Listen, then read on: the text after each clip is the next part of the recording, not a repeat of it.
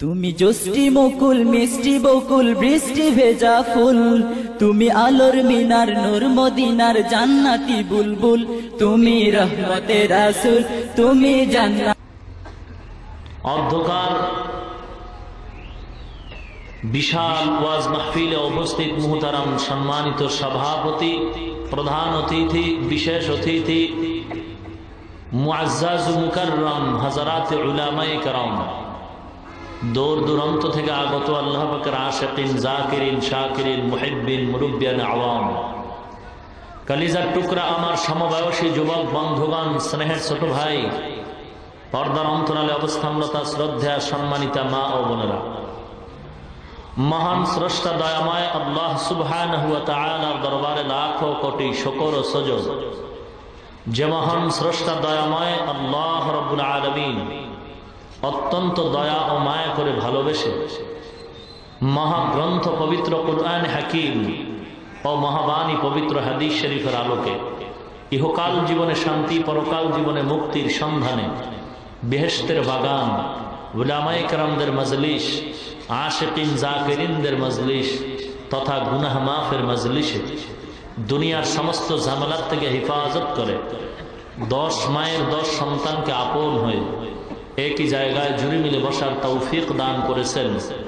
এজন্য রব্বুল আলামিনের দরবারে শুকর আদায়ার্থে মুসলমান হিসেবে ঈমানের আওয়াজকে উঁচু করে এক আওয়াজে উচ্চ কণ্ঠে সকলেই কালিমাত শুকর উচ্চারণ করি, আলহামদুলিল্লাহ।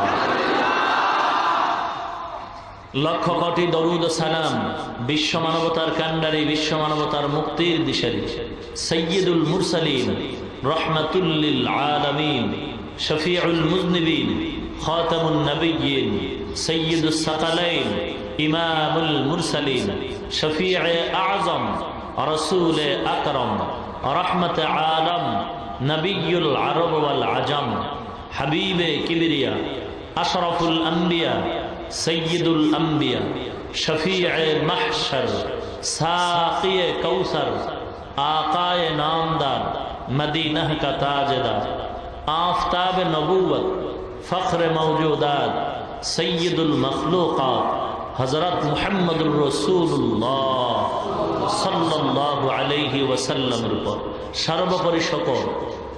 বহু দূর থেকে বহু কষ্টকে উপেক্ষা করে আপনাদেরকে আল্লাহ এখানে হাজির করে দিলেন এবং আমি গুনাহগারকে প্রতি বছরের তুলনায় আজও সুস্থতার সাথে তার আপন দয়া দুটি কথা বলার মানুষে দ্বীনের নিসবতে এখানে উপস্থিত করে দিলেন। এজন্য আরেকবার শুকর আদায় করি, আলহামদুলিল্লাহ। কিছু কথা বলার জন্যই পবিত্র কুরআন হাকিমের মধ্য থেকে একটি সূরা সূরাতুল আলাকের কয়েক টুকরা আয়াতে কারিমা তিলাওয়াত করেছি। বিশ্ব নবী, শেষ নবী, মহানবী, শ্রেষ্ঠ নবী, তার পবিত্র জবানের বাণী অসংখ্য অগণিত হাদিস শরীফ থেকে দুটি হাদিস আমি আপনাদের সামনে পড়েছি। তৌফিক কামনা করি দয়াময় আল্লাহ রাব্বুল আলামিনের দরবারে, দোয়া কামনা করি আপনাদের সকলের কাছে তেলাওয়াতকৃত আয়াতে কারিমা ও হাদিসে পাকের আলোকে আমলের নিয়তে, ইখলাসের সাথে ধৈর্যের পরিচয়, রুহানিয়াতের সমন্বয়ে কিছু কথা বলার মতো, আপনাদেরকে ধৈর্যের সাথে শ্রবণ করার মতো তৌফিক দান করুন, আমিন। পয়গম্বর আরবি সাল্লাল্লাহু আলাইহি ওয়াসাল্লাম দুনিয়ার জমিনে পদার্পণ করলেন রবিউল আউয়াল মাস, আরবি মাস। বর্তমানে সে মাসটাই শেষ হতে চলছে, বরকতের মাস। আরবি কি মাস? রবিউল আউয়াল মাস। মিলাদুন নবী, নবীজির জন্ম মোবারক হিসেবে দুনিয়াতে আসলেন, রেখে গেলেন সিরাতুন নবী, নবীজির জীবন আদর্শ। আম্মা জান আয়েশা রাদিয়াল্লাহু তাআলা আনহার দরবারে সাহাবায়ে কেরাম প্রশ্ন করলেন, পয়গম্বরের ক্যারেক্টার, চরিত্র, আদর্শ সম্পর্কে কিছু জানতে চাই। পয়গম্বরের সাহাবা আম্মা জান আয়েশা রাদিয়াল্লাহু তাআলা আনহার দরবারে প্রশ্ন করার পরে পাল্টা প্রশ্ন আসলো, হে সাহাবায়ে কেরাম, আফা তাকরাউনাল কুরআন, তোমরা কি কুরআন হাকিম তিলাওয়াত করো না? ক্বালু বালা, সাহাবায়ে কেরাম বললেন, জি আমরা কুরআন হাকিম তেলাওয়াত করি। আম্মাজান আয়েশা রাদিয়াল্লাহু তাআলা আনহা বললেন, কোরআন যা নবীজির চরিত্র বা আদর্শই তা। অর্থাৎ সিরাতুন নবী হলো কোরআন, আর কোরআনটাই হলো সিরাতুন নবী। খুব বুঝার চেষ্টা করি। আজ আমাদের সমাজে পরস্পরে হিংসা, দ্বন্দ্ব, অহংকার, গোটা পৃথিবীর বেঈমান আজ এক হয়ে গেল ইসলাম বিদায় করার জন্য।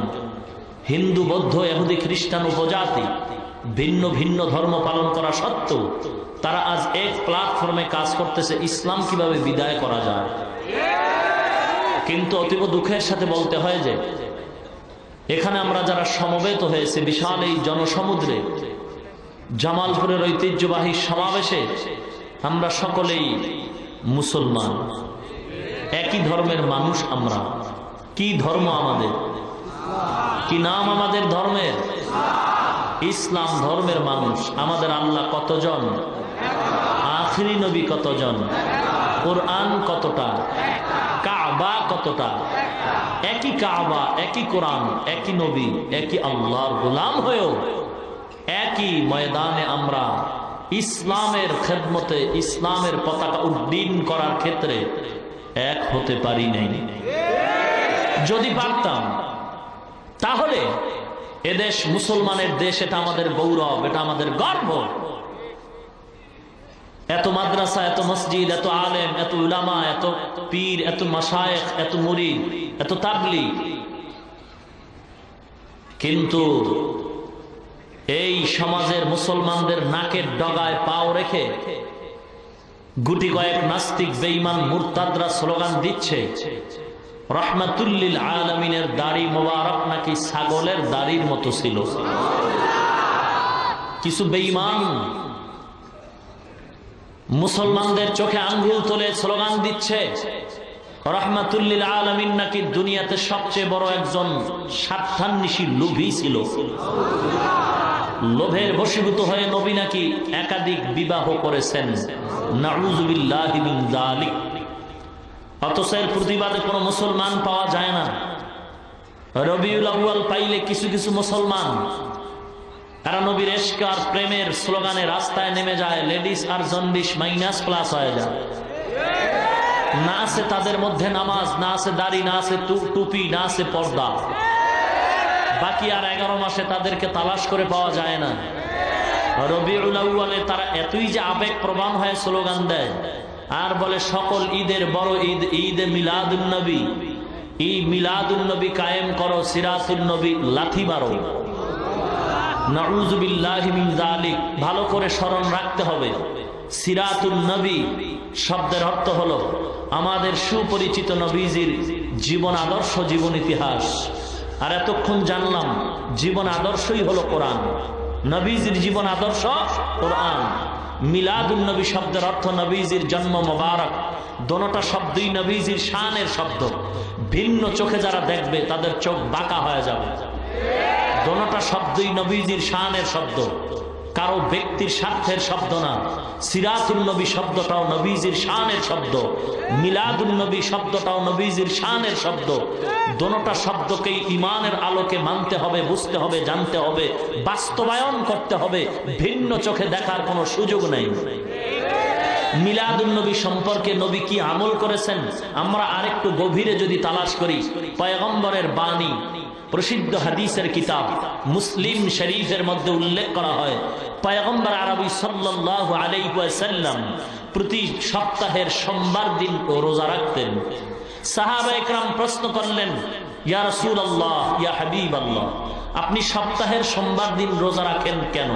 পয়গম্বর জবাব দিলেন, দুটি কারণে আমি সপ্তাহের সোমবার দিন রোজা রাখি। নাম্বার 1 কারণ হলো আমার উপরে যেদিন কোরআন নাজিল হয় ওই নাজিলের সূচনার দিনটা ছিল সোমবার দিন। আমি কোরআন নাজিলের সূচনার দিন রোজা রেখে শুকর আদায় করি। 2 নাম্বার কারণ হলো আমি যেদিন আমেনার গর্ভ থেকে দুনিয়ার জমিনে পদার্পণ করেছি ওই জন্মের মিলাদুন নবী, জন্ম মোবারকের দিন ছিল সোমবার। আমি মিলাদুন নবী পালন করি রোজা রাখার মাধ্যমে। অবশ্যই আপনারা জানেন ঈদের দিন রোজা রাখা হালাল না হারাম? জোরে বলুন। ঈদ মানি খুশি, ঈদ মানি আনন্দ, নাকি বলেন? আমার প্রশ্ন থাকবে তাদের কাছে বিনয়ের সাথে, কোনো দ্বন্দ্ব নাই, কোনো হিংসা নাই, কোনো গালাগালি নেই।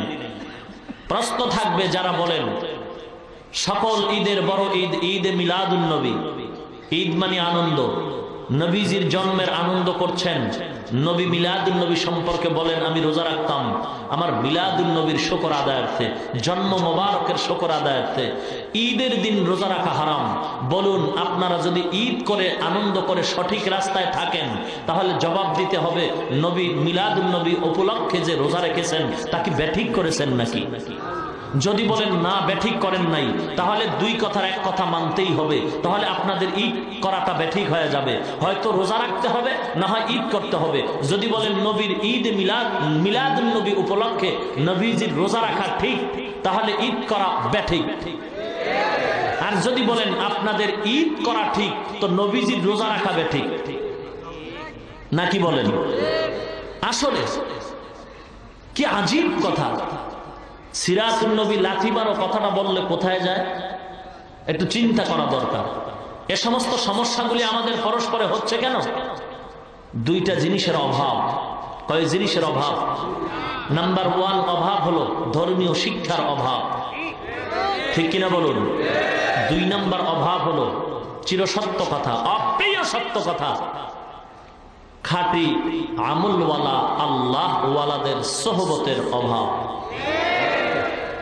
কি আজীব, আল্লাহওয়ালাদের সোহবতের অভাব আর ধর্মীয় শিক্ষার অভাবে এই মানুষ পরস্পরে হিংসার বেড়াজালে আবদ্ধ।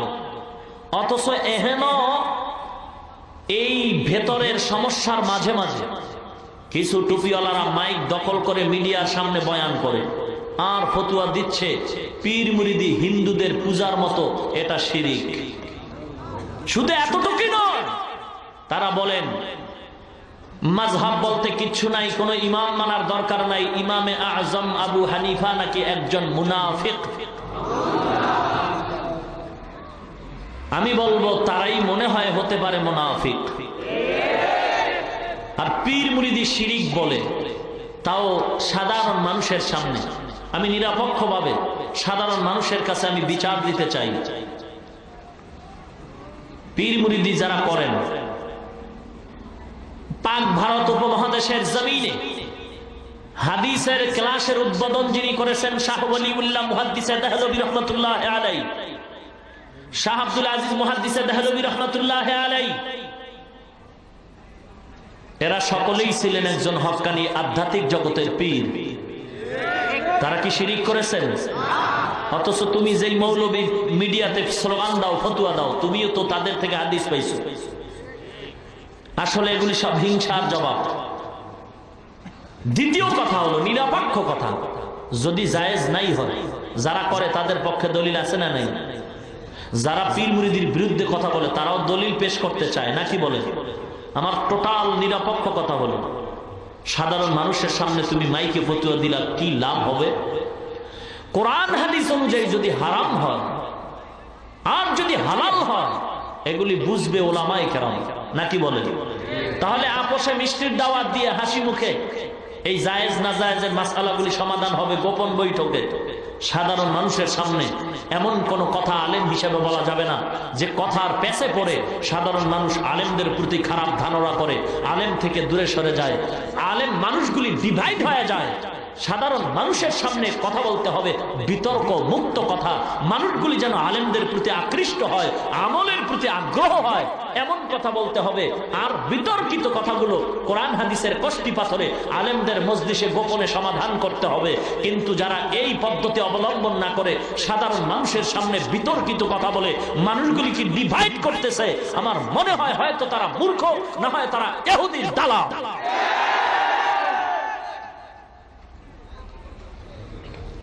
কোনটা জায়েজ নাই কোনটা জায়েজ আছে এটি পাবলিক কি বুঝবে? খুব সাবধান হতে হবে আমাদের। এদেশে আলেম ওলামা নাই, তারা কোরআন হাদিস পড়ে না। আপনি মাইকের সামনে ফতুয়া দিয়ে কি এলেম জাহির করতে চান? এটা তো এলেম জাহির করা না, এটা ইবলিসি খাসলাত জাহির করলেন অহংকারী পরিচয় দিয়া। সাথে বলতে হয়, কিছু টুপিওয়ালারা মাইকে বলে যে যারা এগুলি মানবে না, নবীরে দাঁড়ায় সালাম দাও, নবীকে নূরের তৈরি বলো সম্মানের সাথে, এগুলি যারা বলবে না, এরকম আলেম পাইলে তোমরা মারবা। পাবলিকের খেপায় বলে তোমরা মারবা, মারলে সওয়াব হবে। নাউযুবিল্লাহি মিন যালিক। একজন আলেম হয়ে কিভাবে সাধারণ মানুষকে আলেমের পেছনে লেলিয়ে দেয়, এটা আশ্চর্যের ব্যাপার। বরং আলেম যদি সঠিক হয় তার কথা থাকবে সাবধান। হে শ্রোতা মহল, আম মানুষ, ইমানদার ভাইরা, কোন আলেম কি বলে যদি দেখেন মতের উল্টা হয়ে গেছে, বিরোধিতা করবেন না, বেয়াদবি করবেন না। তিনি যদি ভুল করেন, আল্লাহ বিচারক বিচার করবেন, আপনার রাস্তা আপনি চলবেন, কিন্তু আপনার কোন আচরণে যেন আলেমের মনে কষ্ট না যায়। এটাই থাকবে একজন সঠিক আলেমের সমাধানের কথা। আজ নবীর সম্মান দিয়া টোটকা রবারের মতো টানাটানি শুরু হয়ে গেছে সমাজের ভিতরে। দাঁড়াইয়া নবীরে সালাম না দিলে সে কাফের হয়ে যায়, কাফের কাফের বলে ফতুয়া দেয়। নবীকে নূরের তৈরি না বললে কাফের হয়ে যায়। আরে মিয়া, তুমি কাফের বলে গালি দাও কাকে? কোন মুমিন মুমিনকে গালি দেওয়া তো হারাম। যদি বলো মুমিন না কাফের, কাফের কেউ তো কাফের বলে গালি দেওয়া নবী নিষেধ করেছেন, কারণ হতে পারে কালেমা পরে মুসলমান হয়ে যাবে। গালি দিলে যদি নবীর ইতিহাস দিকে তাকাও না, টোটাল ইতিহাসে দেখো নবী কোনোদিন কাউকে গালি দিচ্ছেন কিনা। নবী যদি গালিকে অস্ত্র বানাইতেন হেদায়েতে, তাহলে মক্কা বিজয় হতো না, মদিনা স্বর্ণের মদিনা হতো না। বরং নবী গালি শুনেছেন, কোনো প্রতিবাদ করেন নাই। আর গালি দিয়া কোনোদিন কাউকে আপন করা যায় না, বরং বন্ধু আর দুশ্মন হয়ে যায়। অতএব কারণে আমি সিদ্ধান্ত করে বলেছি, বলতে চাই, আমাদের সমাজে যারা আখিরি নবীর উম্মত, তাদের সাথে কোনো দ্বন্দ্ব নাই, কোনো হিংসা নাই, কোনো গালাগালি নাই। বরং আমলের ত্রুটি যদি থাকে তাকে দুশ্মন ভাবা যাবে না, তাকে আরো আপন করে নিতে হবে। এজন্য আমি বলি কি ভাই, সমাজের আওয়ামী লীগের লোক ভাইজান যারা আছেন, এরাও আমাদের বন্ধু নাকি দুশ্মন? বিএনপি যারা করেন এরাও আমাদের বন্ধু। যে যেই দল করতে পারেন সেটা ব্যক্তিগত ব্যাপার, কিন্তু নবীর উম্মত হিসেবে আমাদের সকলেই বন্ধু। কারণ ঠিক কিনা বলেন? এখন বলবেন তাহলে আমলের আকীদাগত ভেজালগুলি, আমি বলবো এগুলি সমাধান যদি করতে চান, কাউকে দুশ্মন ভাবা যাবে না, দূরে সরানো যাবে না, হিংসা করা যাবে না, গালি দেওয়া যাবে না, বরং বুকের সাথে বুক লাগাইয়া ইখলাসের বয়ান করতে হবে, হেদায়েতের দোয়া করতে হবে। আজ নয় কাল নবীর আদর্শের কথার মাধ্যমেই এই বেআমলওয়ালা লোকগুলি ইনশাআল্লাহ কোনো একদিন আমার সুন্দর ব্যবহারের কারণে আমলওয়ালা হয়ে যাবে। নাকি বলেন? কাউকে দুশ্মন ভাবার সুযোগ নাই, কাউকে গালি দেওয়ার সুযোগ নাই। গালি দেওয়া এটা নবীর আদর্শের কাজ না। নবীর সম্মান আল্লাহ দিয়েছেন কিনা? কথা বলুন, আল্লাহ দিয়েছেন কিনা? আল্লাহর সমান দিয়েছেন? আল্লাহর উপরে? কথা বলুন, নবীর সম্মান আল্লাহর উপরে? আল্লাহ সমান নাকি নিচে? কতটুকু নিচে এর মাপকাঠি আল্লাহ কোরআনে দিয়েছেন কিনা? কথা বলুন। তাহলে এরপরও যারা নবীকে টিভির বক্তার সাথে তুলনা দেয়, বুঝতে হবে তারা ধর্মীয় শিক্ষার অভাবেই মহা ক্যান্সারে আক্রান্ত হয়ে আছে। ঠিক কিনা বলুন? ধর্মীয় শিক্ষা আর এক অভাব হলো খাঁটি আল্লাহওয়ালাদের সোহবতের অভাব। আমি চ্যালেঞ্জ করে বলি, আপনারা পরীক্ষা করে দেখুন, যারা পীর মুরিদির বিরোধিতা করে, যারা পীর মুরিদি পছন্দ করে না, এ সমস্ত টুপিওয়ালাদের তালাশ করুন। এদের উপরে যতটা আমল দেখেন সব অহংকারে ভরা, ভেতরের আমলের মোটেও খবর নাই। কিন্তু পীরের নামে যদি উল্টো পাল্টা কেউ করে, এটার বিরোধিতা করে, তাও গালাগালির মাধ্যমে না, আপোষে করতে হবে। যেমন নামাজ নাই, রোজা নাই, দাড়ি নাই, টুপি নাই, বিশাল গেট লাগায়, সাইনবোর্ড লাগায়, অলিকুল শিরোমণি, মাহবুবে সুবহানি, কুতুবে রব্বানি, সারা শরীর মোবারকে চুলকানি। আছে না নাই? কি আজীব ব্যাপার! কোন আল্লাহওয়ালা তো অপচয় খরচ করতে পারে না। ঠিক কিনা বলুন? গোটা বাংলাদেশের অলিতে গলিতে গেট সাজাইছে বাবার নামে। নাকি বলেন? আল্লাহওয়ালারা তো কোনো অপচয় খরচ করতে পারে না, পারে? অথচ আমার দেশের কত গরিব শীতের মধ্যে পোশাক কেনার টাকা পায় না।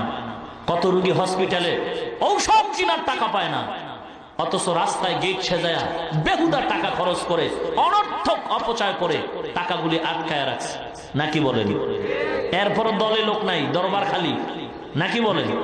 কারণ একটু তাকায় দেখুন, ইনসাফের বিচার, পক্ষ বিপক্ষ বুঝি না, একটু দেখুন তো তাকায় ঢাকার টঙ্গীর ময়দানে লক্ষ লক্ষ মানুষের ঢল, নাই কোনো ব্যানার, নাই কোনো গেট, নাই কোনো পোস্টার, লক্ষ লক্ষ মানুষ সেখানে জায়গা পাচ্ছে না, ঠিক কিনা বলুন?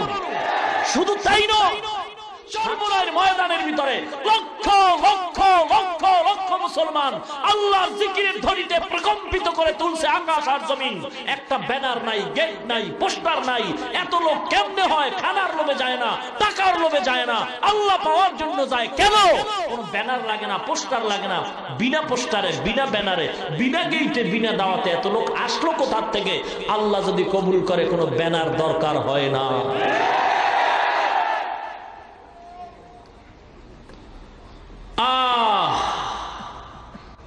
আল্লাহ আমাদের বুঝার তৌফিক দান করুন। মকবুল তু হ্যায় শাহজাহাঁ, কাবিল তু বহুত হ্যায়।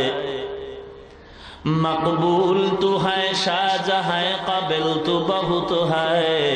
আয়না কে মানিন্দে তু নেহি, দিল তু বহুত হ্যায়। आईना के मानिंदे तू नहीं, दिल तू बहुत है। दुनिया में हो दुनिया का तलबगार नहीं हो, दुनिया में हो दुनिया का तलबगार नहीं हो। बाजार से गुजर हो खरीदार नहीं हो, बाजार से गुजर हो खरीदार नहीं हो। দুনিয়ার ইমানদার, আল্লাহর গোলাম, আমরা সবাই আল্লাহর সৃষ্টি নাকি স্রষ্টা? আর স্রষ্টা কয়জন? খালেক কয়জন? নাম কি? আরো জোরে বলুন। আল্লাহ কয়জন? আল্লাহ হলেন খালেক, আল্লাহ হলেন স্রষ্টা। বাকি সব খালেক নাকি মাখলুক? পয়গম্বর খালেক নাকি মাখলুক? এই কথা একমত হতে হবে, বুঝে উত্তর দিবেন সবাই। নবীজি স্রষ্টা নাকি সৃষ্টি? নবীজিকে কে বানাইছেন? নবীজিকে নবুয়তি দান কে করেছেন? নবীজি সেজদা কাকে করেছেন? নবীজি যা চাইতেন কার কাছে চাইতেন? বলুন, খালেক কয়জন? কি নাম তার? নবীজি কি খালেক নাকি মাখলুক? এই কথা আগে একমত হতে হবে। নবীর সম্মান দিতে হলে নবী কি খালেক নাকি মাখলুক? খালেক কয়জন? নবীকে সম্মান আল্লাহ দিয়েছেন কিনা? কি হিসেবে দিয়েছেন? খালেক হিসাবে না মাখলুক হিসাবে? ভালো করে জবাব দিতে হবে। নবীদের সম্মান আল্লাহ দিয়েছেন, আমরাও দিতে চাই। খালেক হিসাবে নাকি মাখলুক হিসাবে? যদি মাখলুক হিসাবে দিতে চান তাহলে জিন জাতি এক মাখলুক, ফেরেশতা এক মাখলুক, মানব জাতি এক মাখলুক। আল্লাহ ছাড়া যত মাখলুক আছে, এই মাখলুকতের ভিতরে আপনারা অবশ্যই জানেন। বলুন, শ্রেষ্ঠ মাখলুকত কারা? জোরে বলুন। আল্লাহ কোরআনে তার বয়ান করতেছেন, ওয়ালাকাদ কাররামনা বানি আদম ওয়া হামালনাহুম ফিল বাররি ওয়াল বাহরি ওয়া রাযাকনাহুম মিনাত তাইয়্যিবাত ওয়া ফাদ্দালনাহুম আলা কাসীরিন মিম্মান খালাকনা তাফদীলা। देखो जा कुरानों में आए मोहतरम, मुस्तफा की उम्मती खैरुल उम्म। देखो जा कुरानों में आए मोहतरम, मुस्तफा की उम्मती खैरुल उम्म। আল্লাহ বলেন কি আর মানুষ বুঝেন কি? হে আল্লাহর গোলাম, রাহমাতুল লিল আলামিনের শ্রেষ্ঠত্ব যদি বর্ণনা করতে চাও, আগে সিদ্ধান্তে বুঝতে হবে খালেক হলেন একজন আমার আল্লাহ, বাকি সব হলেন মাখলুক। আমাদের নবীরাও মাখলুক, আমাদের আখিরি নবীও মাখলুক। মাখলুক হিসাবে যদি নবীর সম্মান দিতে চাও তাহলে জিনের মতো সম্মান নাকি বলুন, ফেরেশতার মতো? ভালো করে মনে রাখেন, নবীজিকে খালেক হিসেবে সম্মান দেওয়ার সুযোগ নাই, কারণ আল্লাহর সাথে কোনো শরীক নাই। আল্লাহ হলেন একক এক আল্লাহ, লা শারীকা লাহ। আল্লাহুস সামাদ, আল্লাহ বেনিয়াজ। কারো কাছে আল্লাহ মুখাফিক্কি নন, বরং সব মাখলুকাত আল্লাহর দরবারে মুখাফিক্কি। আল্লাহ একজন, তার সমকক্ষ কেউ নাই।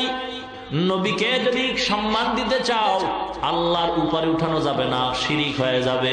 আল্লাহর সমান মনে করা যাবে না, শিরিক হয়ে যাবে। নিচে নামাইয়া মাখলুক হিসেবে যদি নবীর সম্মান দাও, ফেরেশতার সাথে মিলাইলে বেয়াদবি হবে, সম্মান থাকবে না। মুসলমান জিন জাতির সাথে যদি মিলানো হয়, সম্মান থাকবে না, বেয়াদবি হবে। কারণ আল্লাহর আদালতে নূরের তৈরি ফেরেশতার দামের চেয়ে মাটির তৈরি মানবের দাম অনেক বেশি। আল্লাহর আদালতে আগুনের তৈরি শয়তানের চেয়ে, জিনের চেয়ে আল্লাহর আদালতে মাটির তৈরি মানবের দাম বেশি। আল্লাহ পাক বলেন, ওয়া ইয কুলনা লিল মালাইকাতি ইসজুদু লি আদম ফাসাজাদু ইল্লা ইবলিস আবা ওয়াস্তাকবারা ওয়া কানা মিনাল কাফিরিন।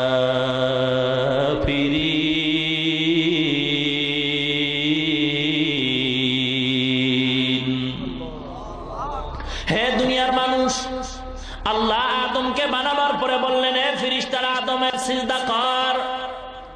সমস্ত ফেরেশতারা সিজদা করেছে, সম্মান করেছে। ইবলিস করে নাই। ইবলিস কেন করো নাই? ইবলিস কা আল্লাহ আমার যুক্তিতে মিলে নাই। কে যুক্তি পেশ কর? ইবলিস যুক্তি দেয়, আনা খায়রুম মিনহু, আমি তার চেয়ে ভালো, আমার চেয়ে ভালো কেউ নাই। আমার দলটা অমুকের দলের চেয়ে ভালো, আমি সবার চেয়ে ভালো। আমার দলটাই হলো নবীওয়ালা দল, আমার কাজটা হলো নবীওয়ালা কাজ। আমার দলটাই হলো হক, আমি হলাম হক। আমি বলবো তুমি হলা শয়তান। অমুকের চেয়ে আমি ভালো, এই স্লোগানটা নবীর না, এই স্লোগানটা হলো শয়তানের। পয়গম্বরের কি চমৎকার বিনয়ী স্লোগান শুনেন। পয়গম্বর দোয়া করতেন, আল্লাহুম্মা জাআলনি ফি আইনি সগীরা ওয়া ফি আইনিন নাসি কাবীরা। আয় আল্লাহ, আপনি আমাকে ছোট বানায় দেন, মানুষের নজরে আমার মর্যাদা উঁচু বানায় দেন। যারা হক তারা কখনো বলবে না আমি ভালো, বরং বলবে আমার চেয়েও কেউ খারাপ নাই, আমি জালিম। আদম নবী বলে, রব্বানা যালামনা, আমি জুলুম করেছি, আনফুসানা, আমার নফসের উপরে। ও আল্লাহ, আমি জালিম, তুমি আমারে maaf করে দাও। ইউনূস নবী বলেন, লা ইলাহা ইল্লা আনতা সুবহানাকা ইন্নী কুনতু মিনাজ জালিমিন। আয় আল্লাহ, আমার মতো জালিম কেউ নাই, আমার নফসের উপরে জুলুম করেছি, maaf করে দাও। নবীরা যদি নিজেকে এতই নিচু নামাইতে পারে, এ বাবা, নিজেকে যদি বড় বানাতে চাও, বড়দের কদমে নিজেকে বিলীন করে দাও। নিজেকে যদি বড় বানাতে চাও, বড়দের কদমে নিজেকে বিলীন করে দাও। मिटा दो अपना हस्ती को अगर कुछ मर्तबा चाहो कि दाना खाक में मिलकर गुले गुलजार होता है। ए इब्लिस दलील दाए, जुक्ति दाए, खलकतनी मिन नारिन व खलकतहु मिन तीन। आय अल्लाह, আমারে বানাইছেন আগুন দিয়া, আদমরে বানাইছেন মাটি দিয়া। আগুনের গতি উপরে, মাটির গতি নিচে, আমি উপরের গতি হয় নিচে নত হতে পারি না। আল্লাহ বলেন, ফাখরুজ ফা ইন্নাকা রাজিম, হে বেঈমান মরদুদ, দূর হয়ে যা। আমি মাওলার গোলামি করবি না, আমি মাওলার কাছে কোনো যুক্তি চলে না, আমি মাওলার কাছে যুক্তির কোনো গোলামি চলে না। আমার গোলাম যদি হতে হয়, যুক্তিতে মিলবে আর না মিলবে দেখা যাবে না। আমার হুকুম মানাই হলো গোলামি। যারা যুক্তি দিয়া মানতে চায়, ওরা তো বেঈমান নাস্তিক হয়ে জাহান্নামী হয়। যুক্তির নাম গোলামি নয়, আল্লাহর হুকুম বুঝে আসুক আর নাই আসুক মেনে নেওয়ার নাম গোলামি, নাকি বলে? আমার যুক্তিতে মিলে না। এক পুরুষে 4 বউ নিয়ে ঘুমাবে, আর এক মহিলা 4 স্বামী রাখতে পারবে না। আমার যুক্তিতে মিলে না। আল্লাহ কয় যুক্তি দিয়া যারা আমারে চায় আমি ওদের নাস্তিক বানায় দেই। আমার দরবারে যুক্তি চলে না। এ বেঈমান যারা বলতেছ আল্লাহ তোমার এই কথা যুক্তিতে মিলে না, আল্লাহ বলে তোরে আমি চাই না, তোর ঠিকানা জাহান্নামে দিয়া দিলাম। যুক্তির নাম আমি মাওলার গোলামি না, বরং আমার হুকুম মানার নাম হলো গোলামি। বের হয়ে যাবে বেঈমান। আমার নবী আমাদের মতো মানুষ নয়। এখন কেউ যদি প্রশ্ন করে আল্লাহ তো বলছেন ইন্নামা আনা বাশারুম মিসলুকুম, নবী আপনি জানায় দেন আমি তোমাদের মতোই মানুষ। যারা আমাদের উলামায়ে কেরাম বলেন নবী আমাদের মতো মানুষ, এই কথাটা কোন ব্যাখ্যায় বলে এটাও বুঝতে হবে। কেউ আবার এই কথাটাকে পুঁজি কইরা গালি দেয়, এই দেখছো দেওবন্দিরা কয় নবী নাকি ওগো মতো মানুষ। এ মুসলমান ইমানদার, নবী যে আমাদের মতো মানুষ আল্লাহ কোরআনে বলেছেন। কি হিসাবে? আমরা যেমন মায়ের গর্ভ থেকে দুনিয়াতে আসছি, নবীও মায়ের গর্ভ থেকে আসছেন। আমরা যেমন খানা খাই নবীও খানা খাইতেন, আমরা যেমন ঘুমাই নবীও ঘুমাইতেন, আমরা যেমন বাথরুমে যাই পয়গম্বরও বাথরুমে যাইতেন, আমরা যেমন বাজারে যাই নবীও বাজারে যাইতেন, আমরা যেমন বিবাহ করি পয়গম্বরও বিবাহ করেছেন, আমরা যেমন সন্তান জন্ম দেই পয়গম্বরও দিয়েছেন। এদিক দিয়ে আমাদের মতো, কিন্তু নবীর কাজকর্ম আমাদের মতো নয়, নবীর কারুকার্য আমাদের মতো নয়। পয়গম্বর বলেন আমি দুনিয়াতে আসছি তোমাদের মতো হিসেবে আসছি, ঠিক আছে, কিন্তু মর্যাদা তোমাদের মতো না। মানুষের সন্তান যখন দুনিয়াতে আসে রক্তপাত হয়, ব্যথা হয়। আমি পয়গম্বর আমেনার গর্ভ থেকে আসলাম, আমার ব্যথা পায় নাই, রক্তপাত হয় না, কোনো চিহ্ন পাওয়া যায় নাই। এমনকি আমি পয়গম্বর শিশুবেলায় কোনোদিন উলঙ্গ হই নাই। আমি পয়গম্বর দুনিয়াতে আগমন করেছি খতনাকৃত অবস্থায়। আমি পয়গম্বর রাস্তা দিয়ে হাঁটলে দুপাশের গাছ নিয়ে আমার সালাম জানাইতো। আমি পয়গম্বর রাস্তার মাঝে যদি বসতাম সূর্যের তাপটা যদি আমার জন্য কষ্টদায়ক হইতো, মেঘের খণ্ড আমার মাথা মোবারকে ছায়া দান করত। আমি নবী যদি কোথাও বসতাম জংলার সাপ আইসা আমারে বাতাস করত। নবীজি পায়খানা প্রস্রাব করেছেন আমাদের মতো, কিন্তু তার পায়খানা প্রস্রাবের ব্যবধান কত জানো গো? ভালো করে নবীর সম্মান যদি দিতে চাও নবীকে আগে মানবের কাতারে ঢুকাও। আমার নবী আমাদের মতো সাধারণ মানুষ নয়, আমার নবী হলেন মহামানব। আমার নবী মহামানব। মহামানব বললেই যদি কেউ কাফের হয়ে যায়, যদি কেউ ফতুয়া দিতে চাও, বাংলাদেশের সমস্ত আওয়ামী লীগ বিএনপি বলো সবাই নবীকে মহামানব হিসেবে স্লোগান দেয়, পত্রিকায় দেয়। শুধু তাই নয়, মক্কা মদিনার ইমাম সাহেবরা পয়গম্বরের মহামানব মানেন। বাবা সবাই মহামানব পেয়া যদি জাহান্নামে যায় আর তুমি ফতুয়া দিয়া কাফের বইলা তুমি একা জান্নাতে যাবা, কোন রাস্তায় যাবা? রাস্তাটার নাম বইলা সামনে দিয়া যাও। আমার নবী আমাদের মতো মানুষ নয়। তার মর্যাদা কত? বলে পয়গম্বর বাথরুমে যাইতেন, আম্মা জান আয়েশা অপেক্ষায় থাকতেন পানি খরচ কেমনে করে কিভাবে করে দেখবো, কিন্তু না না, পয়গম্বর বাথরুম থেকে আসছে কোনো চিহ্ন নাই। আম্মা জান বলেন পয়গম্বর আপনার বাথরুমের কোনো চিহ্ন নাই। পয়গম্বর বলে আয়েশা তুমি আমাকে কি এখনো চিনতে পারো নাই? আমি পয়গম্বরের বাথরুম তো কত মর্যাদার জানো গো? আমার পায়খানা প্রস্রাব বক্ষণ করার জন্য সদা সর্বদা জমিন ইন্তজার হয়ে থাকে। নবীজির ঘাম আম্মা জান আয়েশা বলেন বোতলে বইরা রাখতাম আর বিবাহের অনুষ্ঠানে আতর হিসাবে মিসকম্বর হিসাবে ব্যবহার করতাম। ইমামুল আউয়ালিন আল আখিরিন বাহরে সাদকা রাহমাতাল লিল আলামিন সাইয়্যিদুল কাউনাইন খাতমুল মুরসালিন আখিরা মদবুদ ফখরুল আউয়ালিন শুদ ওজুদাস রাহমাতাল লিল আলামিন মসজিদে ও শুদ হামার জমিন।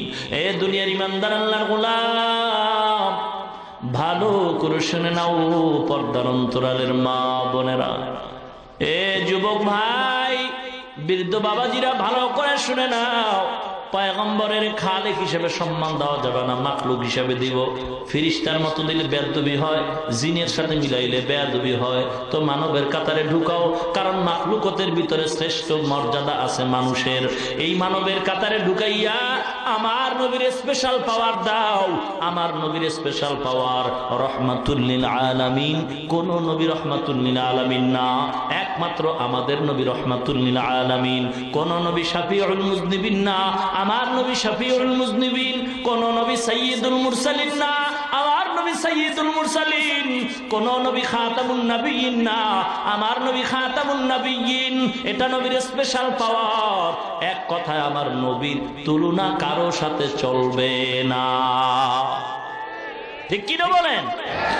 পয়গম্বর দুনিয়াতে আসছেন হেরা গুহা নামের একটা পর্বত, ওখানে পয়গম্বর ধ্যান করতেছেন আল্লাহর সান্নিধ্য অর্জনে।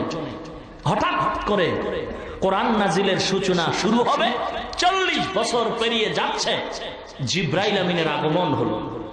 নবীজির দরবার এসে নবীকে দাঁড় করালেন, পয়গম্বর দাঁড়ালেন। জিব্রাইল আমিন দাঁড়ায় তার বুকটাকে পয়গম্বরের বুক মোবারকের সাথে মিলালেন। মিলাবার পরে জিব্রাইল আমিন আওয়াজ দিলেন, ইকরা, হে নবী আপনি পড়ুন। পয়গম্বর জবাব দিলেন, মা আনা বিকারিন, আমি পড়তে জানি না। জিব্রাইল আমিন আবার চাপ দিলেন, ইকরা। পয়গম্বর একই জবাব দিলেন, আমি পড়তে জানি না। কয় চাপ হলো? 2 চাপ। তৃতীয় জোরে এক চাপ দিলেন আর বললেন, ইকরা বিসমি রাব্বিকাল্লাযী খালাক, হে নবী আপনি পড়ুন আপনার প্রভুর নামে। নবী এখন আর পারি না বলেন না, নবী একটানা পড়া শুরু করলেন। ইকরা বিসমি রাব্বিকাল্লাযী খালাক, খালাকাল ইনসানা মিন আলাক, ইকরা ওয়া রাব্বুকাল আকরাম, আল্লাযী আল্লামা বিল কলম, আল্লামাল ইনসানা মা লাম ইয়ালাম। একটানা নবী আয়াতগুলি পড়ে ফেললেন। সুবহানাল্লাহ। এই হলো কোরআন নাজিলের প্রথম সূরা, সূরাতুল আলাক। প্রশ্ন হয়, আমরা তো কোরআন খুললেই দেখি প্রথম সূরা সূরাতুল ফাতিহা, আলহামদু সূরা। তাহলে সূরা আলাক বা ইকরা বিসমি রাব্বিকাল্লাযী খালাক সূরাটা প্রথম হলো কিভাবে? এর প্রশ্নের জবাব দিয়েছেন সম্মানিত মুফাসসিরিনে কিরাম। কোরআন লৌহে মাহফুজের ভিতরে আল্লাহ পাক সংরক্ষিত অবস্থায় রেখেছেন। যেভাবে রেখেছেন ঠিক তেমনি ভাবে এখন কোরআনটা অক্ষত অবস্থায় আমাদের পাণ্ডুলিপি হিসাবে আমাদের হাতে জমা আছে। লৌহে মাহফুজে আল্লাহ কোরআন যেভাবে সেটিং করে রেখেছেন, সেখানে প্রথম সূরা সূরাতুল ফাতিহা, এই হিসাবে কোরআনের প্রথম সূরা সূরাতুল ফাতিহা। কিন্তু নবীজির উপরে কোরআন নাজিল যখন হলো, জিব্রাইল আমিনের কোরআন নিয়ে আগমন যখন হলো, তখন প্রথম সূরাই হলো সূরাতুল আলাক। কোন মুফাসসিরিনে কেরাম বলেছেন, ইয়া আইয়ুহাল মুদ্দাসসির, এই সূরাটা কোরআনের প্রথম সূরা, নবীর কাছে প্রথম নাজিল হয়েছে। তাহলে সূরা আলাক প্রথম হলো কিভাবে? এর জবাব দিয়েছেন ভিন্নভাবে মুফাসসিরিনে কেরাম। নবীজির উপরে ওহী আসতেছে কিছুক্ষণের জন্য হঠাৎ করে ওহী বন্ধ হয়ে গেল। দীর্ঘ কয়েকদিন যাবত ওহী বন্ধ আসে না নবীর কাছে। নতুন করে যখন ওহী আসলো, তখন নতুন করে সূরা মুদ্দাসসিরের আয়াত নাজিল হলো। ওই হিসাবে বলা যায় যে এই প্রথম সূরা সূরা মুদ্দাসসির। কিন্তু সর্বসম্মতিক্রমে নবীর উপরে কোরআন নাজিলের সূচনার প্রথম সূরা সূরাতুল আলাক। নবীজিকে 3 চাপ দিলেন। 2 চাপে বললেন পারি না, 3 চাপে বললেন পারি না, পারি তা না, পড়া শুরু করলেন। এখান থেকে আমাদের কিছু শিক্ষণীয় কথা শিখতে হবে, বাস্তবায়ন করতে হবে। কানসুক করলাম কণ্ঠের আওয়াজে, এর নাম ওয়াজ না। ইউসুফ জুলাইখার কাহিনী বইলাম, প্রেমের জোয়ারে সাগর উঠাইলাম, এর নাম ওয়াজ না। ইউসুফ জুলাইখার কাহিনীতে প্রেম নিবেদনের জন্য আল্লাহ বলেন নাই। বিলকিস সুলাইমানের কথার মধ্যে প্রেম সাগরের আনন্দের ঢেউ আল্লাহ দেন নাই। কেন আল্লাহ বলেছেন ইউসুফ জুলাইখার কথা কোরআনে প্রেম হিসাবে আনেন নাই? সুলাইমান বিলকিসের কথা আল্লাহ কোরআনে প্রেম কাহিনী হিসাবে আনেন নাই। এখান থেকে মানুষকে কিছু ঔষধ দিতে চান আল্লাহ। এই ঔষধ গ্রহণ করে সেবন করাই হলো মূল আলোচনার টার্গেট বা উদ্দেশ্য। কিন্তু আফসোস হলো আমাদের সমাজে ইউসুফ সুলাইখার তাফসীর শোনা হয়, বলা হয় আনন্দের যুবকে জোয়ার উঠায় যৌবনের সাগরে, এর থেকে কোনো শিক্ষা গ্রহণ করে না। ইউসুফ জুলাইখার কাহিনী আর বিভিন্ন ঘটনা আর আয়াতের আলোচনা কাংসুকের জন্য নয়। আল্লাহ কেন বলেছেন নবী 2 চাপে পড়লেন না, তৃতীয় চাপে পড়লেন কেন? এর থেকে আমাদের শিক্ষা গ্রহণ করতে হবে। মুফাসসিরিনে কেরাম এর শিক্ষা দিয়েছেন, আমরা তা গ্রহণ করব, বাস্তবায়ন করব। শুধু কাংসুক করলে হবে না। ইউসুফ জুলাইখার কথা, বিলকিস আর সুলাইমান নবীর ঘটনা কোরআনে এনেছেন যৌবনের জন্য নয়, বরং বিভিন্ন দিক নির্দেশনা দেওয়ার জন্য, মানব জাতির জীবন সুন্দর করার জন্য যতটা দিক নির্দেশনা আল্লাহ দিয়েছেন, এর ভিতরে প্রধান দিক নির্দেশনা হলো রাজনীতি। কি কি? ইউসুফ জুলাইখার ঘটনা টোটাল রাজনীতি। সুলাইমান বিলকিসের ঘটনার মূল প্রেক্ষাপট রাজনীতি। রাজনীতি আপনি করেন বা না করেন সেটা ব্যক্তিগত ব্যাপার, কিন্তু ইসলামে রাজনীতি নাই যদি বলে এটা বেঈমান হওয়ার ব্যাপার। কথা বুঝাইতে পারলাম? যদি কেউ বলে ইসলামে রাজনীতি নাই, আমি বিনয়ের সাথে তাকে প্রশ্ন করব, তাহলে আপনি বলুন ইসলামটা অপূর্ণাঙ্গ একটা ধর্ম নাকি বলেন? ইসলাম একটা অপূর্ণাঙ্গ ধর্ম? কি বলেন আপনারা? দেশ পরিচালনা সম্পর্কে কোরআনে কোনো থিওরি নাই? তাহলে যারা বলে ইসলামে রাজনীতি নাই মানে কি? ইসলামটা অপূর্ণাঙ্গ একটা ধর্ম? খুব সাবধান কথা বলতে, চিন্তা ভাবনা করে বলতে হবে। কষ্ট হচ্ছে মনে হয়? এবার শুনুন, নবীজি 2 চাপে পড়েন নাই, 3 নাম্বার চাপে পড়লেন কেন? এর জবাবটাই আমার আলোচনার আজকের বিষয়। চলবে কি ইনশাআল্লাহ? কষ্ট হবে না তো? আল্লাহ আপনি আমাদের কবুল করুন। নবী পড়লেন আর পড়লেন না, এখান থেকে মুফাসসিরিনে কেরাম বলেন প্রথম 2 চাপে নবী পড়েন নাই, কারণ নবীকে বলা হয় নাই কার নামে পড়ব। তৃতীয় চাপে নবী পড়লেন কেন? বলা হয়েছে তুমি আল্লাহর নামে পড়ো, যে কারণে নবী পড়লেন। প্রথম 2 চাপে পড়েন নাই, কার নামে পড়বো এর বিশ্লেষণ ছিল না, নবী পড়লেন। এখান থেকে মুফাসসিরিনে কেরাম সবক দিচ্ছেন পৃথিবীতে যত পড়া আছে সমস্ত পড়া 2 প্রকার। কত প্রকার? 2 প্রকার। একটা হলো আল্লাহর নামের পড়া, আর একটা হলো আল্লাহর নাম ছাড়া পড়া। আল্লাহর নাম ছাড়া পড়া। আল্লাহর নাম ছাড়া পড়াটাকে বলি জাগতিক শিক্ষা, জেনারেল শিক্ষা, দুনিয়ার শিক্ষা, সাধারণ শিক্ষা। আল্লাহর নামের পড়াটাকে আমরা বলি মাদ্রাসা শিক্ষা, ধর্মীয় শিক্ষা, ইসলামী শিক্ষা, কোরআনের শিক্ষা। এখন 2 শিক্ষায় ব্যবধান কি, আর এগুলি অর্জন করলে কি হতে পারে আগে চিনে নেই।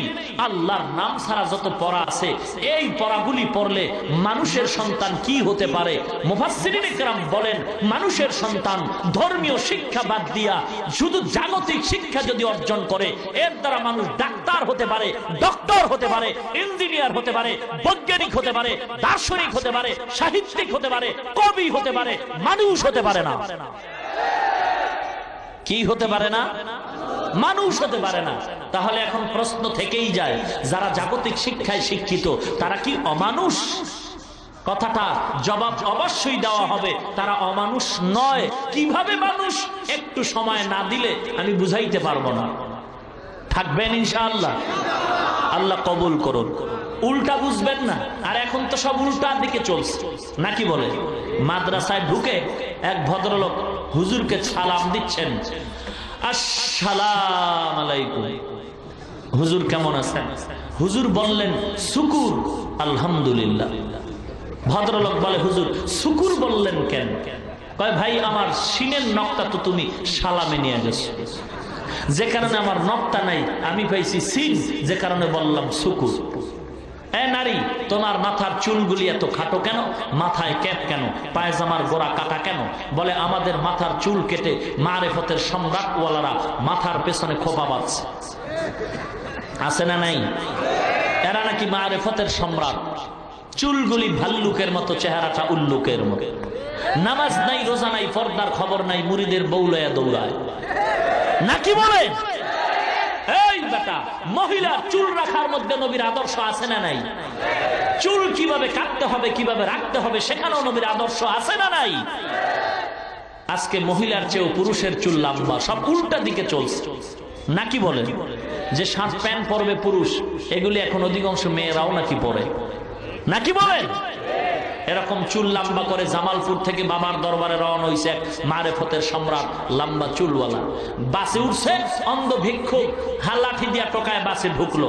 ঢুকে চোখ বন্ধ করে অন্ধ একটা চিৎকার করে বলল, ভাই আমি অসহায়, আমি নিঃসহায়, আমাকে একটা টাকা দিবে কেউ? আমার পেটের খানার ব্যবস্থা হবে, আমার ছেলে আছে মেয়ে আছে কিন্তু টাকা নাই, আমি কিচ্ছু দেখি না। কোন হৃদয়বান ব্যক্তি আসো কি? এমিয়া শয়তান কিন্তু সব কাজ শয়তানি না, কিছু গুণও আছে নাকি বলেন? বাতিলদের সব কাজ ভ্রান্ত নয়, কিছু গুণের কাজও আছে, নাইলে টিকতে পারবে না। ওই মারেফতের সম্রাট লম্বা চুলওয়ালা পকেট থেকে টাকা বের করে ভিক্ষুকের হাতে দিল। ভিক্ষুক হাতে টাকা পেয়ে বড্ড খুশি হয়ে গেল। কে দিল? লেডিস নাকি জন্ডিস চিনতেই পারলো না। মাথায় হাত বুলিয়ে দেখলো লম্বা চুলওয়ালা। চিৎকার করে আল্লাহ, পুরুষের কপালে বুঝে ঠাডা পড়ছে, এত চিল্লাইলাম একটা টাকাও তো পাইলাম না গো আল্লাহ, আজ আমার প্রতি এত দয়া। একটা মজার দোয়া করিলাম বা চুলওয়ালার জন্য, পুরুষের গোষ্ঠী আমার একটা টাকাও দিল না, সব কৃপণ হয়ে গেছে। আল্লাহর কাছে দোয়া করি, আল্লাহ আমাকে চাওয়া মাত্র যে লম্বা চুলওয়ালা টাকা দান করেছে গো আল্লাহ, আমার দোয়া তুমি তো ফিরাও না, আমি অন্ধ, দোয়া করি গো আল্লাহ এই ম্যাডামের গর্ভে একটা নেককার বাচ্চা দান কইরা দাও। চমৎকার দোয়া। হ্যাঁ, হकीकत तो दुनिया बेखबर है, दुनिया की नुमाइशों पर नजर है, नमी गोयम के आज दुनिया जुदा बश, बहर कारे के बाशी बा खुदाबा। সাবধান হতে হবে। এ মুসলমান, কারোর সাথে দ্বন্দ্ব নাই। এ দাড়ি কামাইয়া, পীরের পায়ে সিজদা দিয়া, মাজারে মোমবাতি জ্বালাইয়া, নামাজ বাদ দিয়ে যদি আল্লাহ পাওয়া যায়, দলিল দেখাও, আমরাও নামাজ বাদ দিব, কোনো দ্বন্দ্ব নাই। দাড়ি কামাইয়া যদি আল্লাহ পাওয়া যায়, দলিল দাও, আমরাও কামাই। নামাজ বাদ দিয়ে যদি আল্লাহ পাওয়া যায়, দলিল দাও, নামাজ আমরাও বাদ দেই। ঠান্ডা পানি দিয়ে ওযু করতে কষ্ট তো কম না। যদি দলিল পাই নামাজ লাগবে না, কত আরামে ঘুমামু ফজরের সময়। ভাইরা আমার, আল্লাহর নাম ছাড়া যত পড়া আছে, পড়া পড়লে মানুষ সাহিত্যিক হতে পারে, দার্শনিক হতে পারে, বৈজ্ঞানিক হতে পারে, ইতিহাসবিদ হতে পারে, ঐতিহাসিক হতে পারে। একটা জিনিস হতে পারে না, বলেন কি হতে পারে না? মানুষ হতে পারে না। তাহলে মানুষ কাকে বলা হয়? ভিন্ন আয়াতে আল্লাহ পাক মানুষকে বাবার ঘরে জন্ম নিলে, মানুষের ঘরে জন্ম নিলে মানুষ হয় নাকি? ডাক্তারের সন্তান ডাক্তার হতে পারে না, ডাক্তারের সন্তানকে ডাক্তার বলা যায় না। পীরের ছেলে পীর হতে পারে না। এ মুসলমান, দার্শনিকের সন্তান দার্শনিক হতে পারে না। ইঞ্জিনিয়ারের ঘরে জন্ম নিলে ইঞ্জিনিয়ার হওয়া যায় না। মুসলমানের ঘরে জন্ম নিলে মুসলমান হওয়া যায় না। ডাক্তারের সন্তান যদি ডাক্তার হতে চাও, লেখাপড়া করে বাবার মতো রাত মাইর দাও, ঘুম বাদ দিয়ে দাও, এরপরে কষ্ট করে সার্টিফিকেট অর্জন করবা, এরপরে তুমি ডাক্তার হতে পারবা। মুসলমানের ঘরে জন্ম নিয়ে যদি মুসলমান হতে চাও, জন্মসূত্রে মুসলমান হওয়া যাবে না। আল্লাহ বলে, মানুষ যদি হয়ে মরতে চাও, মানুষের পরিচয় নাও। আর রহমান আল্লামাল কুরআন, খলাকাল ইনসান আল্লামাহুল বায়ান। রহমানের পরিচয় দেন আমার আল্লাহ। আর রহমান আল্লামাল কুরআন, খলাকাল ইনসান। আল্লাহ পাক বলেন, রহমান হলেন তিনি, কোরআন শিক্ষা দিয়েছেন যিনি, মানুষ বানাইলেন যিনি, তিনি হলেন রহমান। আমরা দেখি সৃষ্টি আগে শিক্ষা পরে। আল্লাহ বলার ভঙ্গিতে বললেন, শিক্ষা আগে সৃষ্টি পরে, অর্থাৎ কোরআন শিখাইলাম, মানুষ বানাইলাম। মুফাসসিরিনে কেরাম জবাব দিয়ে বলছেন, মানুষের ঘরে জন্ম নিলে মানুষ হওয়া যায় না, বংশগত মানুষ হতে পারে, কিন্তু আল্লাহর আদালতে বংশগত মানুষের কোনো দাম নাই। আল্লাহর আদালতে গুণগত মানুষের দাম বেশি। মানুষের গুণ কি? আল্লাহ পাক বলেন, যার মধ্যে কোরআনের আসর আছে, কোরআনের শিক্ষা আছে, সেই মানুষ হলো গুণের মানুষ। আমি আল্লাহর আদালতে গুণের মানুষরাই পাবে জান্নাত। এখন আমার কথা হলো, যারা জাগ্রত জাগতিক শিক্ষা অর্জন করেন, তারা কি এই বিধানটা জানেন কিনা, মানেন কিনা যে বিয়া ছাড়া সন্তান জন্ম দেওয়া হালাল না হারাম? বলুন, হালাল না হারাম? স্কুল কলেজ ভার্সিটির ছাত্র ভাইয়েরা জানে কি জানে না? অবশ্যই জানে। যদি জানে আমি বলবো তারা মানুষ, কিন্তু প্রশ্ন হলো জানলো কিভাবে? স্কুল কলেজ ভার্সিটির পাঠ্য বই দিয়া নাকি কোরআনের ছোঁয়া পাইয়া? জোরে বলুন। তাহলে টোটাল ফলাফল হলো মানুষ হওয়ার শিক্ষাই হলো কোরআনের শিক্ষা, ধর্মীয় শিক্ষা, মাদ্রাসার শিক্ষা, আল্লাহর দ্বীনের শিক্ষা। ঠিক কিনা? লেখা হয় শিক্ষা জাতির মেরুদণ্ড, শিক্ষা জাতির মেরুদণ্ড। এ মুসলমান, কথাটা অপূর্ণাঙ্গ হয়ে গেল। শিক্ষা জাতির মেরুদণ্ডই যদি হয়, তাহলে এমবিবিএস ডাক্তার তাসলিমা নাসরিন লেখাপড়া করছে, শিক্ষিত হয়ে গেছে, এমবিবিএস ডাক্তার হলো, অথচ আল্লাহরে গালি দেয়, আল্লাহর ধর্মের কোরআনের বিরুদ্ধে কথা কয়, আল্লাহর বিরুদ্ধে কথা বলছে। মানুষ নাকি অমানুষ?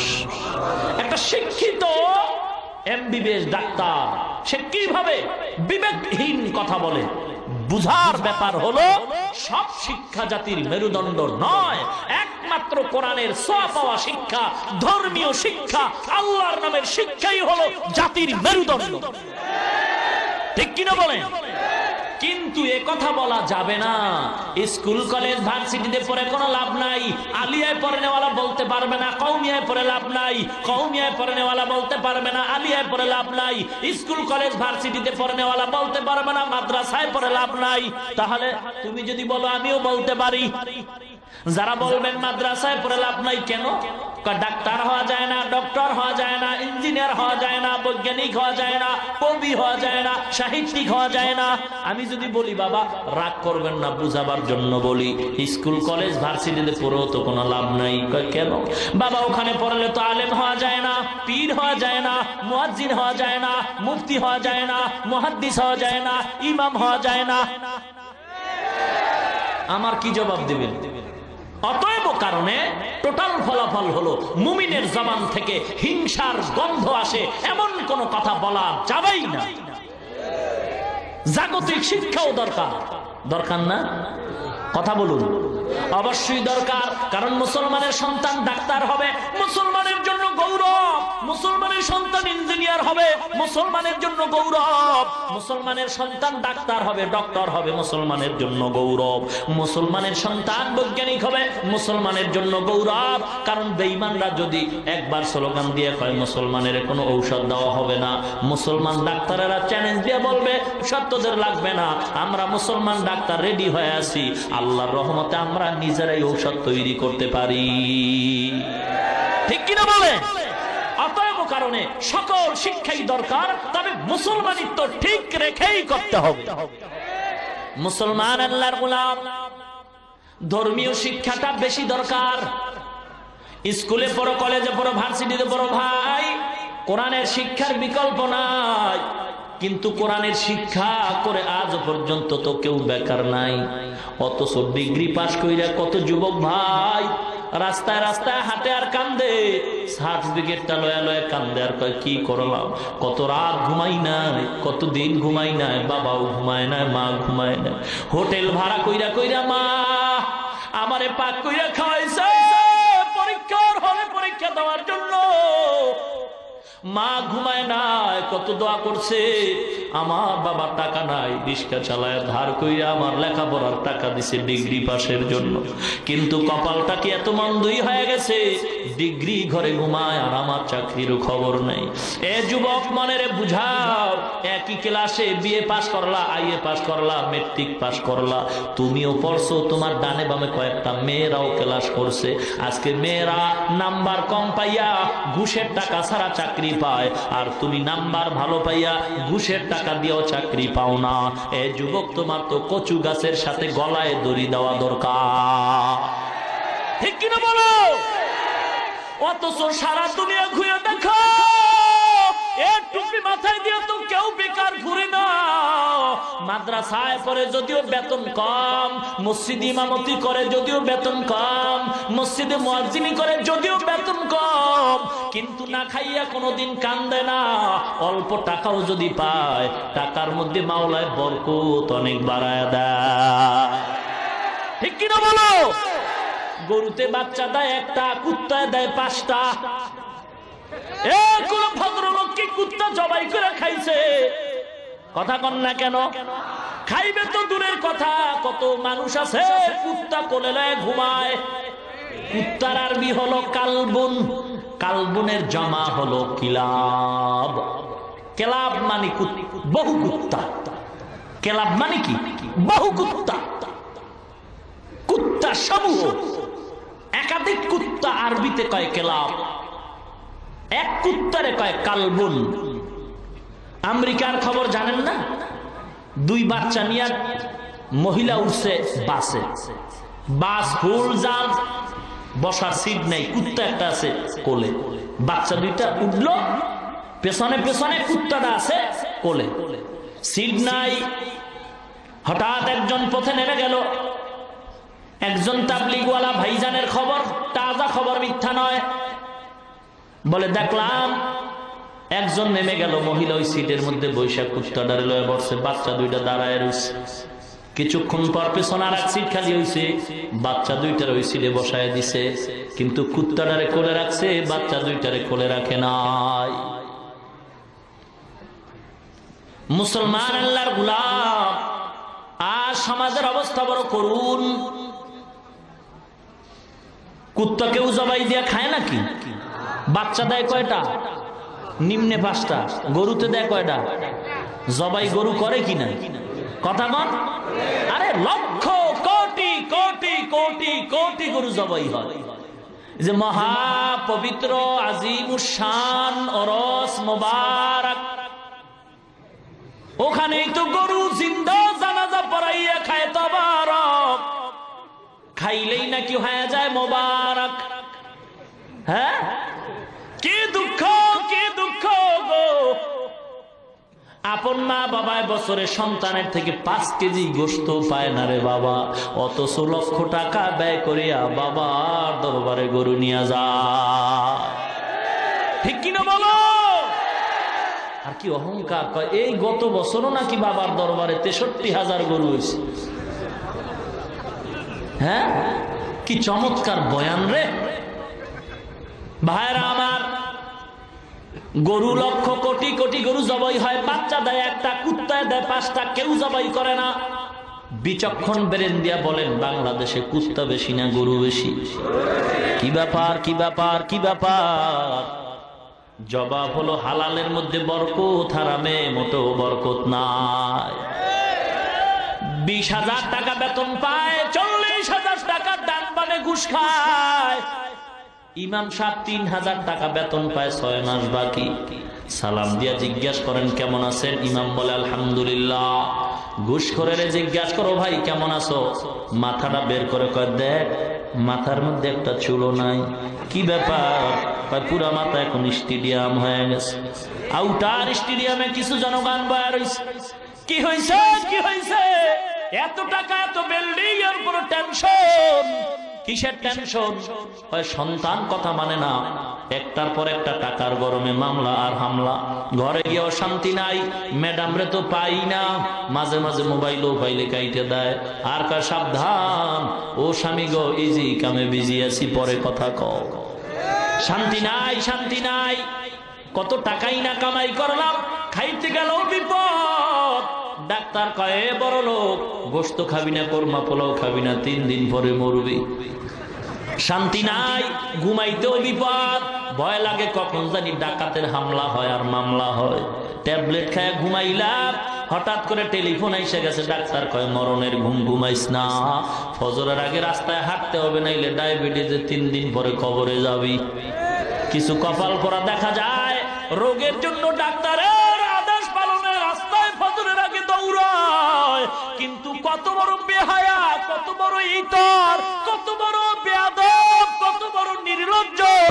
ফজরের আগে রাস্তায় হাঁটতেছে, মসজিদে নামাজ পড়তে যায় না। আছে না নাই?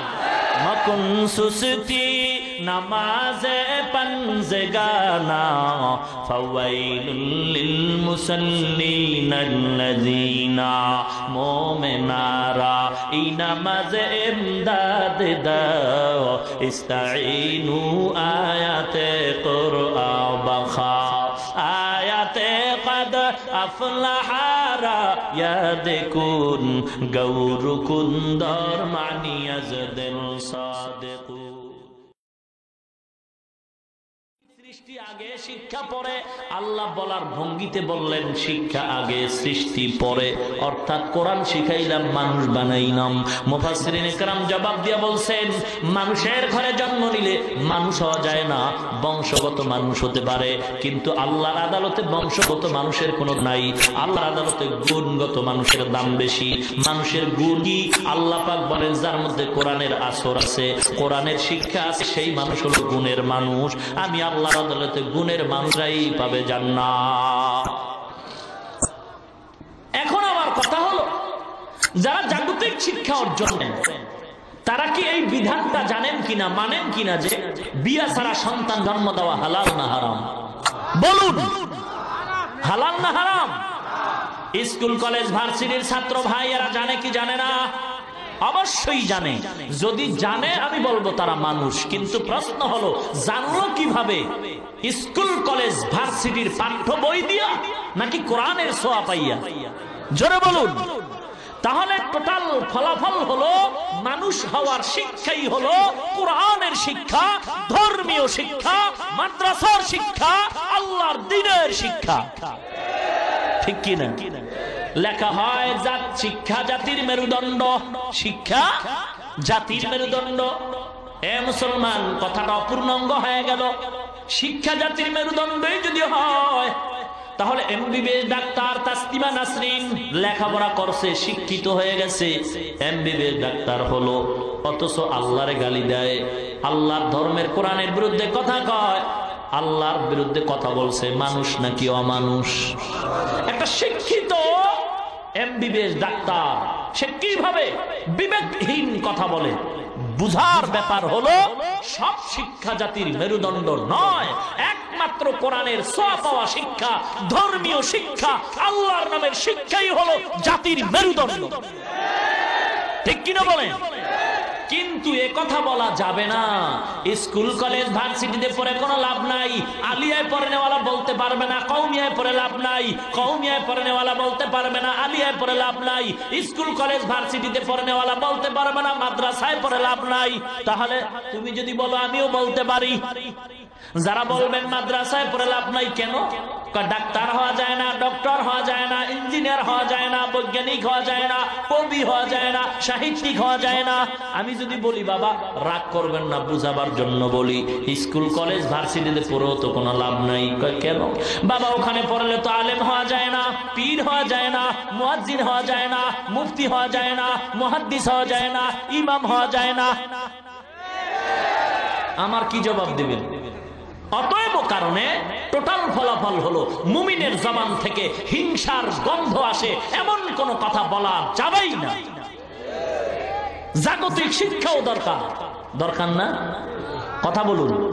অবশ্যই দরকার, কারণ মুসলমানের সন্তান ডাক্তার হবে, মুসলমানের জন্য গৌরব। মুসলমানের সন্তান ইঞ্জিনিয়ার হবে, মুসলমানের জন্য গৌরব। মুসলমানের সন্তান ডাক্তার হবে, ডক্টর হবে, মুসলমানের জন্য গৌরব।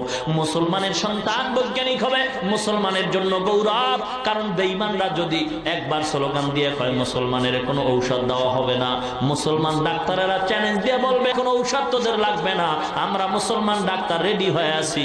আল্লাহর রহমতে আমরা নিজেরাই ঔষধ তৈরি করতে পারি। ঠিক কিনা বলে? অতএব কারণে সকল শিক্ষাই দরকার, তবে মুসলমানিত্ব ঠিক রেখেই করতে হবে। মুসলমান আল্লাহর গোলাম, ধর্মীয় শিক্ষাটা বেশি দরকার। স্কুলে পড়ো, কলেজে পড়ো, ভার্সিটিতে পড়ো, ভাই কোরআনের শিক্ষার বিকল্প নাই। কিন্তু কোরআনের শিক্ষা করে আজ পর্যন্ত তো কেউ বেকার নাই। অথচ ডিগ্রি পাস কইরা কত যুবক ভাই রাস্তায় রাস্তায় হাঁটে আর কান্দে, সার্টিফিকেটটা লয়া লয়া কান্দে আর কয় কি করলাম, কত রাত ঘুমাই নাই, কত দিন ঘুমাই নাই, বাবাও ঘুমায় নাই, মা ঘুমায় নাই, হোটেল ভাড়া কইরা কইরা মা আমারে পাক কইরা খাওয়াইছে পরীক্ষার হলে পরীক্ষা দেওয়ার জন্য, মা ঘুমায় নাই, কত দোয়া করছে, আমার বাবার টাকা নাই, রিক্সা চালায় ধার কইরা আমার লেখাপড়ার টাকা দিছে ডিগ্রি পাসের জন্য, কিন্তু কপালটা কি এত মন্দই হয়ে গেছে, ডিগ্রি ঘরে ঘুমায় আর আমার চাকরিরও খবর নেই।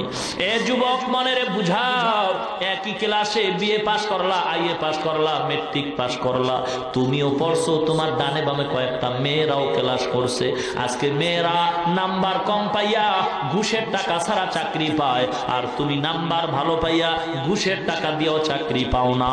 এ যুবক, তোমার তো কচু গাছের সাথে গলায় দড়ি দেওয়া দরকার, ঠিক কিনা বলো? অথচ সারা দুনিয়া ঘুরে দেখো, এর টুপি মাথায় দিয়ে তো কেউ বেকার ঘুরে না। মাদ্রাসায় পড়ে যদিও বেতন কম, মসজিদে ইমামতি করে যদিও বেতন কম, মসজিদে মুয়াজ্জিনি করে যদিও বেতন কম, কিন্তু না খাইয়া কোনোদিন কান্দে না।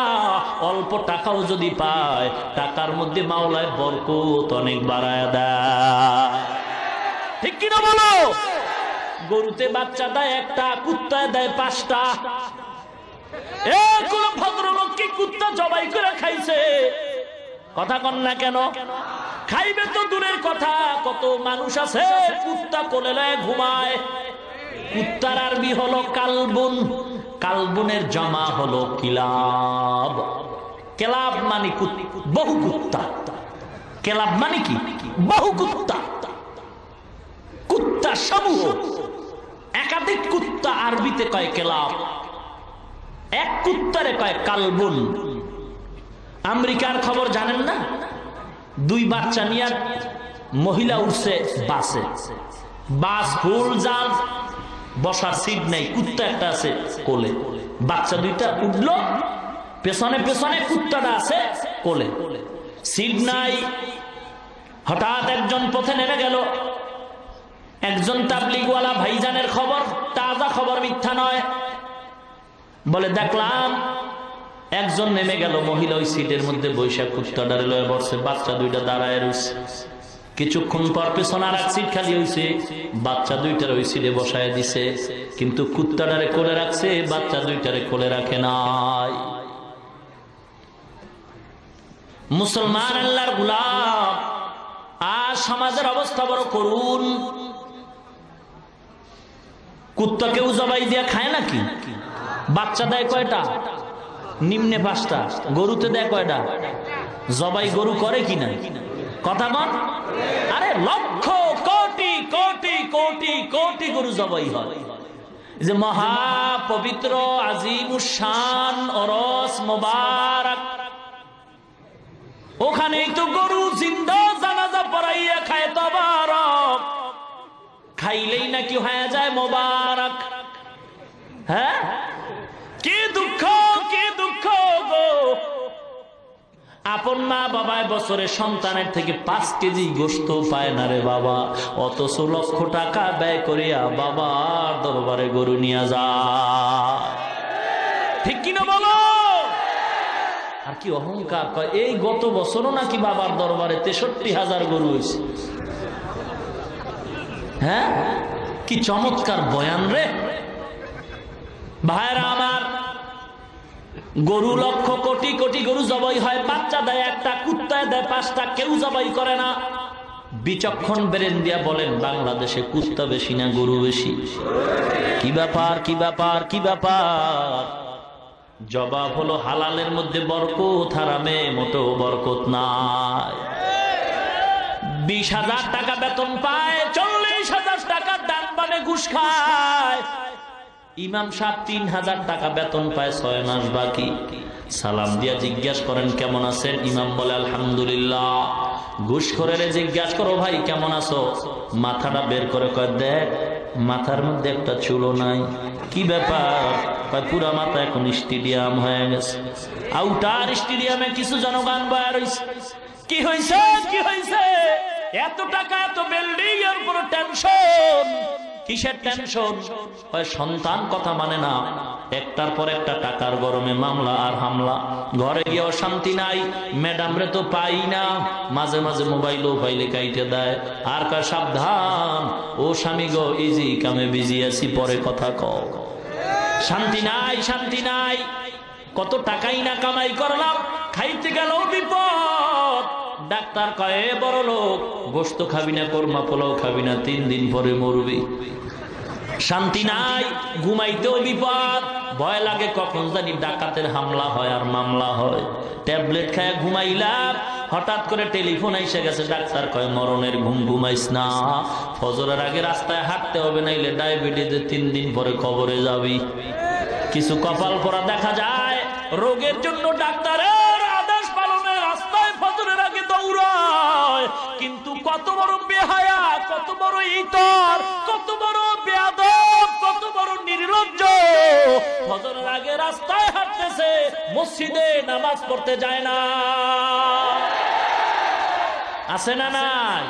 মকুন সুস্তি নামাজে পঞ্জগানা, ফাওয়াইলুল লিল মুসাল্লিনাল্লাযিনা, মুমিনারা এই নামাজে ইমদাদ দাও, ইস্তাঈনু আয়াতে কুরআন বাখা, আয়াতে কদ আফলাহারা ইয়াদকুন গৌরকুন দর মানিয়াজদিল সাদিকুন। এ মুসলমান ইমানদার, মাদ্রাসায় পড়নেওয়ালা কেউ বিপদে নাই, বড় শান্তিতে আছে গো। কারণটা কি? ওরা আল্লাহকে চায়, আল্লাহ তাদেরকে সবকিছু ব্যবস্থা করে দেয়, ঠিক কি না? কত গরিব, টাকা নাই পয়সা নাই, মাদ্রাসায় পড়ে, তাকায় দেখো অনেক ছোট্ট বাচ্চা আছে, লঙ্গি কিনার টাকা নাই। যেই বাচ্চা ঘরে মা প্লেট ধুইয়া দেয়, লঙ্গি ধুইয়া দেয়, ওই বাচ্চা মাদ্রাসায় গিয়ে এখন নিজের হাতে লঙ্গি দোয়। আছে না নাই? নিজের হাতে খানা খায়, ঘরে তরকারি না হইলে, ভালো না হইলে খানা খায় না, কিন্তু মাদ্রাসায় গিয়া যা পায় তা খায়, কোনোদিন প্রতিবাদ করে না রে বাবা। এত কষ্ট করে জীবন চালায়, কত গরিব। আজকে অনেকে গরিব দেখলে চোখ রাঙ্গায়, গালি দেয়, ধমক দেয়। এ টাকাওয়ালা ভাই, পায়ে হাত দিয়া বলি, টাকার গরম দেখায় না রে বাবা। টাকায় সম্মান দেয় না, ক্ষমতায় সম্মান দেয় না বাবা গো। গরিব রে ধমক দিও না, গরিবের ভিতরে এমন সম্পদ আছে, এই সম্পদের কারণে আমার মাওলা নবীর মাধ্যমে সুসংবাদ দিয়েছেন, গরিব ওই সম্পদের কারণে বড় লোকের 500 বছর আগে জান্নাতের মেহমান হয়ে যাবে। মুসলমান ইমানদার, আল্লাহর দরবারে হাজার শুকর। যুবক ভাই গো, মাদ্রাসায় লেখাপড়া করেছি, কত কষ্ট করে পড়েছি, আমার মাওলা ছাড়া কেউ জানে না। ইলমে দ্বীন শিখে আসলাম রে বাবা, কোনো চাকরি নাই, কোনো সার্টিফিকেট নাই, কওমিয়া মাদ্রাসায় লেখাপড়া করলাম। এমন এক মাদ্রাসা, যে মাদ্রাসায় পড়লে কোনো চাকরি পাওয়া যায় না, সার্টিফিকেট পাওয়া যায় না, এমন এক কওমিয়া মাদ্রাসায় পড়ে আসছি রে বাবা। আল্লাহ সম্মান কমান নাই, এত সম্মান দান করেছেন টুপি আর দাড়ির কারণে রে বাবা। দুনিয়ার কোন বড় লোক, এমপি, মন্ত্রীরাও মনে হয় এত সম্মান পায় না। সম্মান দেওয়ার মালিক কে? নাকি টাকা, সম্পদ? টাকায় যদি সম্মান দিতে পারত, ক্ষমতায় যদি বাঁচাইয়া সম্মান দিতে পারত গো, পৃথিবীর টপ লেভেলের ধনী ক্ষমতাওয়ালা আমেরিকার ডব্লিউ বুশের গালে সাংবাদিকের জুতা মোলাকাত করতে পারত না। সম্মান আল্লাহ দান করেন রে বাবা, অহংকারী করিও না। টাকা পয়সা আল্লাহ দিয়েছে, ক্ষমতাও তো আল্লাহ দিয়েছে, শুকর আদায় করো, অপব্যবহার করিও না। সাবধান, গরিবকে ধমক দিও না। গরিবের অন্তরটা কিন্তু ছোট্ট, ওর অন্তরে কোনো অহংকার নাই। মাদ্রাসায় অধিকাংশ গরিবের ছেলেরাই আলেম হয়, কারণটা কি? তারা আল্লাহর দরবারে অন্তর ছোট কইরা কান্নাকাটি করে।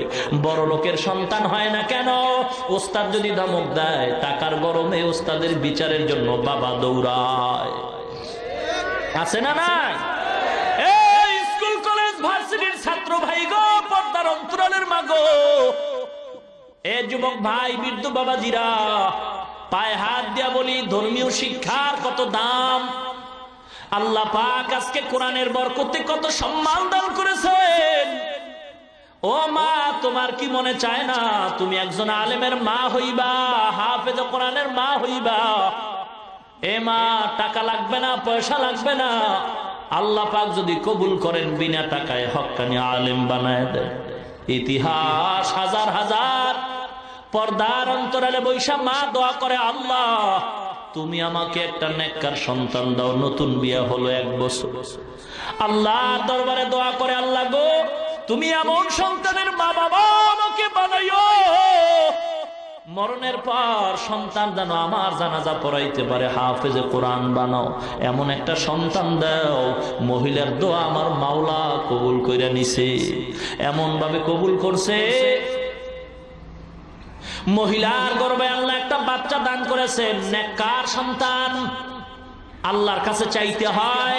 ইব্রাহিম নবী চাইছেন, রব্বি হাবলি মিনাস সলিহিন।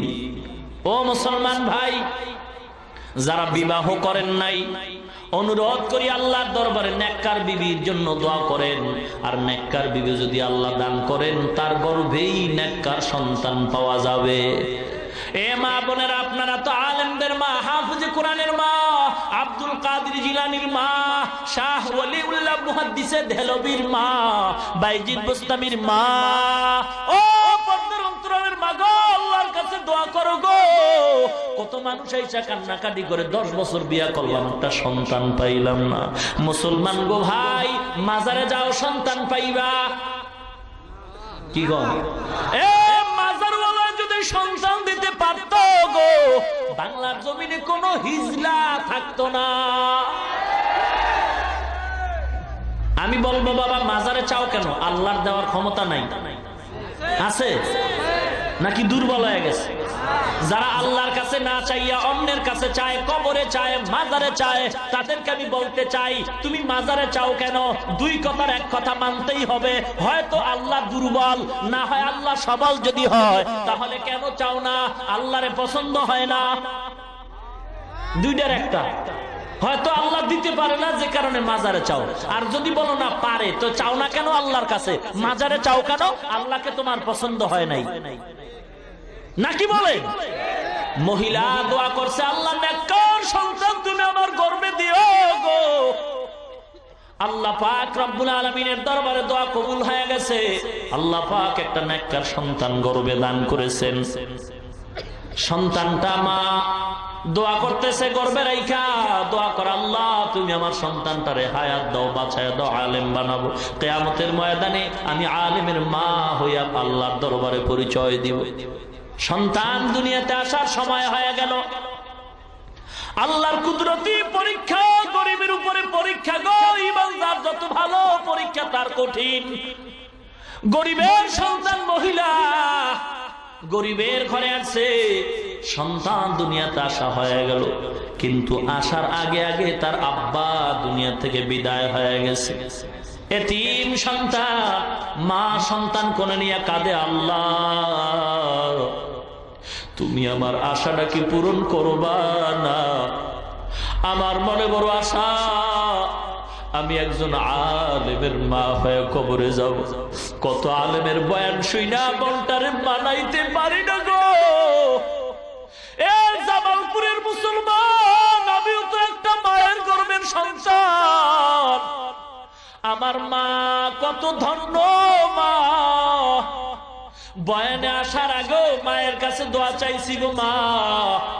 সারা বাংলাদেশের মানুষ জামালপুরের ওয়াজ শুনতেছে, মাগো মা আজকেই তো সেই স্টেজে বয়ান করতে আসছিল, মা দোয়া চাই। মা দোয়া করছেন বাবা। আমি বলি মা, আপনাদের মতো মা বড় ধন্য মা, সারা দুনিয়ার মানুষ সম্মান করে গো মা।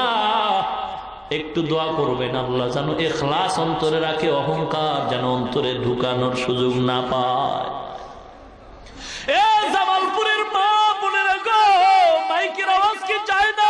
বিন্দু বাবাজিরা গো, মনটা কি চায় না তুমি একজন আলেমের বাবা হইবা, হাফেজে কোরআনের বাবা হইবা? রমজান মাসে তোমার সন্তান হাজার হাজার মানুষকে তারাবি পড়াইবে, খতমে তারাবি। ওই মহিলা দোয়া করে, আল্লাহ তুমি আমার সন্তান যাও দিছো, ওর বাবা নিয়ে গেছো, এখন আমি কেমন করে সন্তানটারে আলেম বানাবো? কপাল পুড়ে গেছে, টাকা নাই পয়সা নাই, কেমনে সন্তান আলেম হবে? মা গরিব, টাকা নাই পয়সা নাই, অন্যের বাড়ি কাজ করিয়া মা কিছু টাকা পাইয়া পেট বাঁচায়, সন্তানেরও বাঁচায়।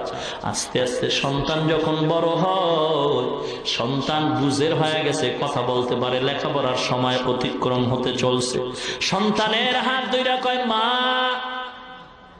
আমার বুক ভরা আশা আমার পূরণ হয় নাই গো সন্তান, আমার আশা ছিল আমি তোমার হাফেজ বানাবো, আলেম বানাবো, না না, তোমার বাবা নাই, আমি গরিব, অন্যের ঘরে কাজ করে জীবন চালাই, যাও তুমিও নাইমা যাও, অন্যের বাড়ি যদি কোনো কাজ পাও কাজ করে পেট বাঁচাও, কিন্তু আমার কাছে আর রাখার সুযোগ নাই, লেখাপড়া করানোরও সুযোগ আমার হবে না।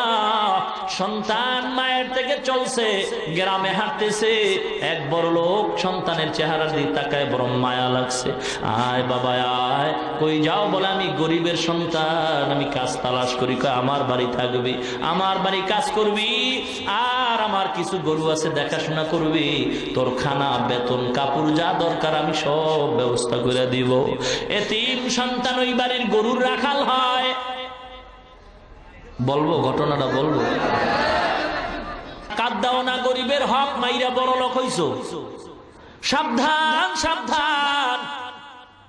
বড় লোক গেট সাজাইছে, বড় খানার অনুষ্ঠান দুপুর বেলা,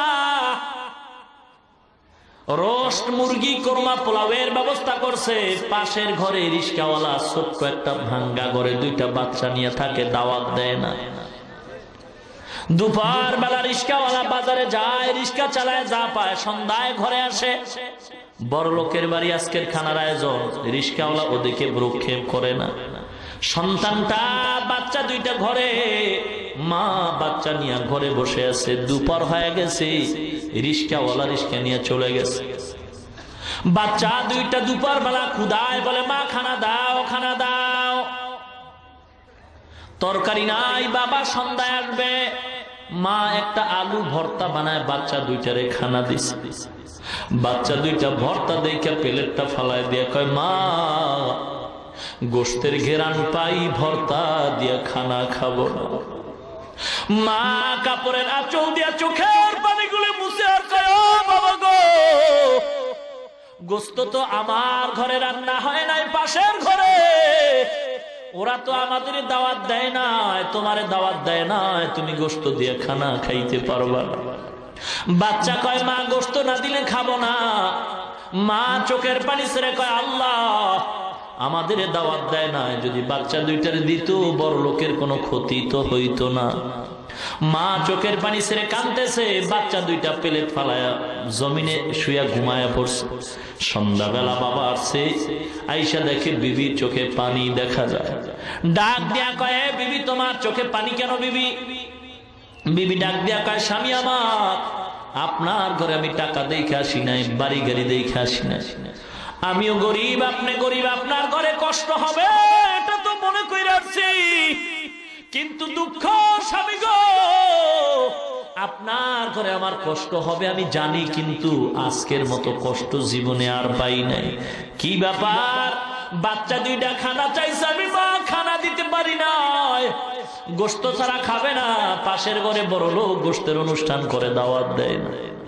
বাবার আওয়াজ পেয়ে বাচ্চা দুইটা সজাগ হয়ে বাবার গলা জড়ায় খায়, বাবা গো, মা বলছে তুমি নাকি গোশত দিবা, গোশত দাও, খানা খাই নাই। বাবা গামছা দিয়া চোখের পানি মুছে বাচ্চা দুইটারে কোলে জড়ায় খায়, আল্লাহ দরবারে যদি কবুল হয় গোশত আজ নয় কাল খাবারে বাবা। বড় লোক আমগো দাওয়াত দেয় না, ওদিকে কর্ণপাত করিও না। বিবির কয়, দরজা আটকায় দাও, জানালা আটকায় দাও। স্বামী আর স্ত্রী মাওলার দরবারে কাঁদে আর কয়, আল্লাহ গো, তোমার কি একটু মায়া হয় না রে?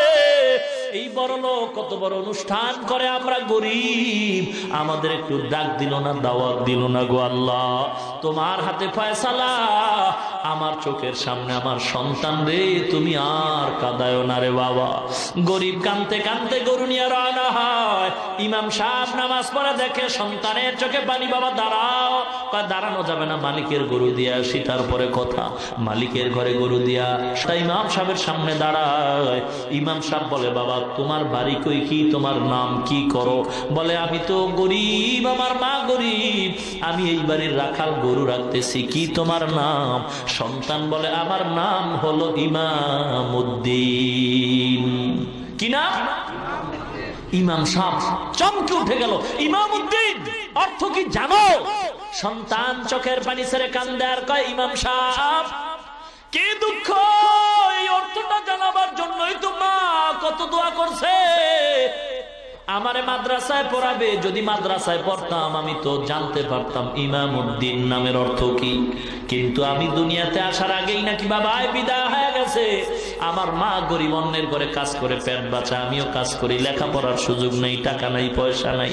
ইমাম ডাক দেয়া কয়, বাবা ইমামউদ্দিন নামের অর্থ ধর্মের ইমাম, দ্বীনের ইমাম, তুমি গরুর ইমামতি বাদ দাও। বলে, টাকা নাই। ইমাম ডাক দেয়া কয়, বাবা আয়, বর্তমানে মাদ্রাসা যদিও কম, তবে আমি ঠিকানা দিয়ে দেই। যদি আলেম হইতে চাও, আল্লাহকে পাইতে চাও, টাকা লাগে না, পয়সা লাগে না। মা যদি দোয়া কইরা দেয়, মায়ের দোয়ায় বিনা টাকায় আলেম হতে পারবা। কেমনে পারবো? ইমাম সাহেব ডাক দিয়া কয়, বাবা ঠিকানা দিয়া দিলাম, যাও তোমার মায়ের থেকে দোয়া নিয়ে যাও। ঠিকানা দিয়া দিলাম, ভারতে সাহারানপুর জায়গায় একটা মাদ্রাসা আছে, কওমিয়া মাদ্রাসা। মায়ের দোয়া নিয়ে যাও, স্টিমার পাড়ি দিয়া, নদী পাড়ি দিয়া যাও, ভারতের সাহারানপুরে মাদ্রাসায় লেখাপড়া করে তুমি একজন আলেম হয়ে যাইবা। টাকা লাগবে না, পয়সা লাগবে না, শুধু তোমার মা যদি দোয়া করে আল্লাহ সব ব্যবস্থাই করে দিবে। সন্তান ঠিকানা নিয়ে মায়ের কাছে গিয়া কান্দে আর কয়, মা শুকর আদায় করো গো মা, তোমার মনের আশা বোধহয় পূরণ হওয়ার সুসংবাদ পাইতেছি।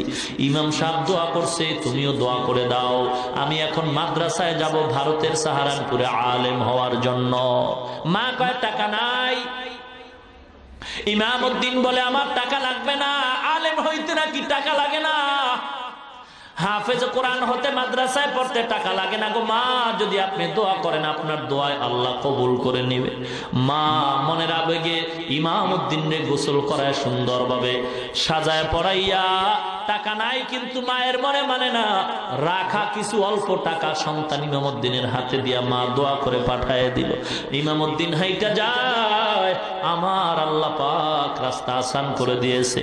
মা ঘরের মধ্যে যায় নামাজ বিছাইয়া আল্লাহর দরবারে দোয়া করে, আল্লাহ গো আমার সন্তান ইমামউদ্দিনে পাঠায় দিলাম, আল্লাহ তুমি আলেম বানায়া আমার কোলে ফিরায়া দাও। মায়ের দোয়াটা আল্লাহ কবুল করেছেন, কারণ মা যখন দোয়া করে দেয়, বিদ্যুতের চেয়ে দ্রুতগামীতে মায়ের দোয়া কবুল হয়ে যায়। মায়ে যখন দোয়া করে, চলে যায় ওই আরশ পরে, সাথে সাথে কবুল হয়, ফল দেখিতে পাও। মায়ের দোয়া লও হে মুমিন, মায়ের দোয়া লও, মায়ের দোয়া লও হে মুমিন, মায়ের দোয়া লও। বিপদে পড়বে না তুমি যখন যেথায় যাও, বিপদে পড়বে না তুমি যখন যেথায় যাও। মায়ের দোয়া লও হে মুমিন, মায়ের দোয়া লও। নিজে নিজে মনে করো, টাকায় আমি হইলাম বড়, যার কারণে মৃত্যু মুখে বেঈমান হয়ে যাও। মায়ের দোয়া লও হে মুমিন, মায়ের দোয়া লও। যাহা কিছু হও না কেনে, কিছুই না মায়ের দোয়া বিনে। বাস্তবে না বুঝা মনে কইরো না যে ফাও। মায়ের দোয়া লও হে মুমিন, মায়ের দোয়া লও। একটি গেলাস পানির ফলে বাইজিদের কোলে তুলে হাত তুলে মা বলে বাইজিদকে ওলি বানাও, মায়ের দোয়া লও হে মুমিন মায়ের দোয়া লও। যার কারণে বাইজিদেরই নাম ছড়িয়েছে বিশ্বভুবন। শিশু বাইজিদেরই মতো সবাই হও, ছোট্ট শিশু বাইজিদেরই মতো সবাই হও, মায়ের দোয়া লও হে মুমিন মায়ের দোয়া লও, মায়ের দোয়া লও হে মুমিন মায়ের দোয়া লও। বিপদে পড়বে না তুমি যখন যেথায় যাও, মায়ের দোয়া লও হে মুমিন মায়ের দোয়া লও। খারাপ লাগে এ যুবক, খারাপ লাগে কি? একতারা লাগবো গান গাইতে, হারমোনিয়াম লাগবে? এ বাবা আল্লাহর নামে গান গাও, এমন গান গাও ইখলাসের সাথে, ঢোল লাগবে না, একতারা লাগবে না। যেই সুরের দ্বারা মানুষের দিল নরম হয়, আমলের দিকে মানুষের আকৃষ্ট হয়, আল্লাহর কথা মরণের কথা স্মরণ হয়, এমন গান গাইলেও সওয়াব হয়, শুনলেও সওয়াব হয়। কিন্তু যেই গান বাদ্য ছাড়া হয় না, যে গানের আওয়াজে যুবকের যৌবনে জ্বর আইসা গুনার দিকে দৌড়ায়, এমন গান গাওয়াও হারাম, শ্রবণ করাও হারাম। সিনেমা হলে কয় বেলা জিকির হয়? ওই পাবলিক, সিনেমা হলে কয় বেলা জিকির হয়? জিকির হয় কি হয়? আরে কয় না কেন? কি খবর রাখেন না আপনারা? কি হয়? গান হয়, বাদ্য হয়, ছবি হয়, বেপরদার আড্ডা হয়, উলঙ্গ নাচ গান হয়, ক্লাবের মধ্যে টাসের আড্ডা হয়, জুয়ার আড্ডা হয়, বেপরদার আড্ডা হয়, মদের আড্ডা হয়, গান্দার আড্ডা হয়, নাকি বলেন? এ সাধারণ মুসলমানের কাছে আমি বিচার রাখা যাই, সিনেমা হলের মধ্যে বেপরদার আড্ডা হয়, গানের আড্ডা হয়, ক্লাবের ভিতরে টাসের আড্ডা হয়, মদের আড্ডা হয়, জুয়ার আড্ডা হয়।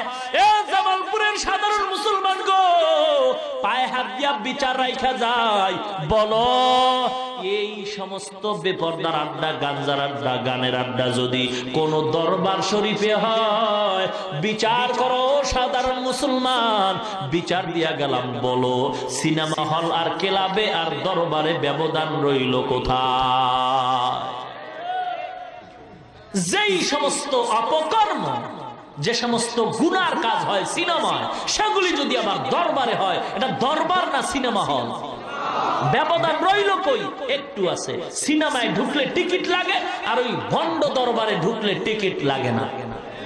আর একটু ব্যবধান হলো, সিনেমায় তবারক নাই আর ভণ্ডের দরবারে তবারক আছে, নাকি বলেন? সাবধান হতে হবে। আল্লাহ বুঝার তৌফিক দান করুন। এ যুবক ভাই, পায়ে হাত দিয়া বলছেন, যুবক রাগ করেন নাকি আবার? এ যুবক পায়ে হাত দিয়া বলি, রাগ করিও না। আল্লাহ যৌবন আমাকেও দান করেছেন, আমি যদি শার্ট প্যান্ট টাই পইরা দাড়ি কামায় চলতাম, কেউ আমারে বাধা দিত না। এ যুবক পায়ে হাত দিয়া বলছি, রাগ করবেন না, বুঝাবার জন্য বলি। আমিও আল্লাহর গোলাম, আপনিও আল্লাহর গোলাম। মায়ের গর্ভে দুইটা সন্তান আল্লাহ দান করেছেন। বোনের বয়স হলো মাত্র 30 বছর, ভাইয়ের বয়স হলো মাত্র 24 বছর। বোনের গালে দাড়ি নাই, ভাইয়ের গালে দাড়ি আছে। আমি আপনাদের কাছে জবাব চাই, বলেন আল্লাহ অন্যায় করছেন নাকি? জোরে বলেন। যদি বলেন অন্যায় করে নাই, তাহলে কেন আপনি দাড়িটা কামাইছেন? কি জন্য? দাড়ি কামাইলে চেহারা সুন্দর হয়, যৌবন বাড়ে, শরীর মোটা হয়, কিছুই তো হয় না। তাহলে কেন কামাইছেন? জবাব দিবেন, হুজুর চাকরির কারণে রাখতে পারি না। এ মুসলমান যুবক ভাই, যে যেই দলের লোক হন না কেন, পায়ে হাত দিয়া বিনয়ের সাথে বলি, কাউকে টার্গেট করে বলি না রে বাবা, কাউকে হিংসা করে বলি না। সবাই চাই আল্লাহর জান্নাতে যাইতে। মুসলমান ইমানদার, কারোর সাথে কোনো দ্বন্দ্ব নাই।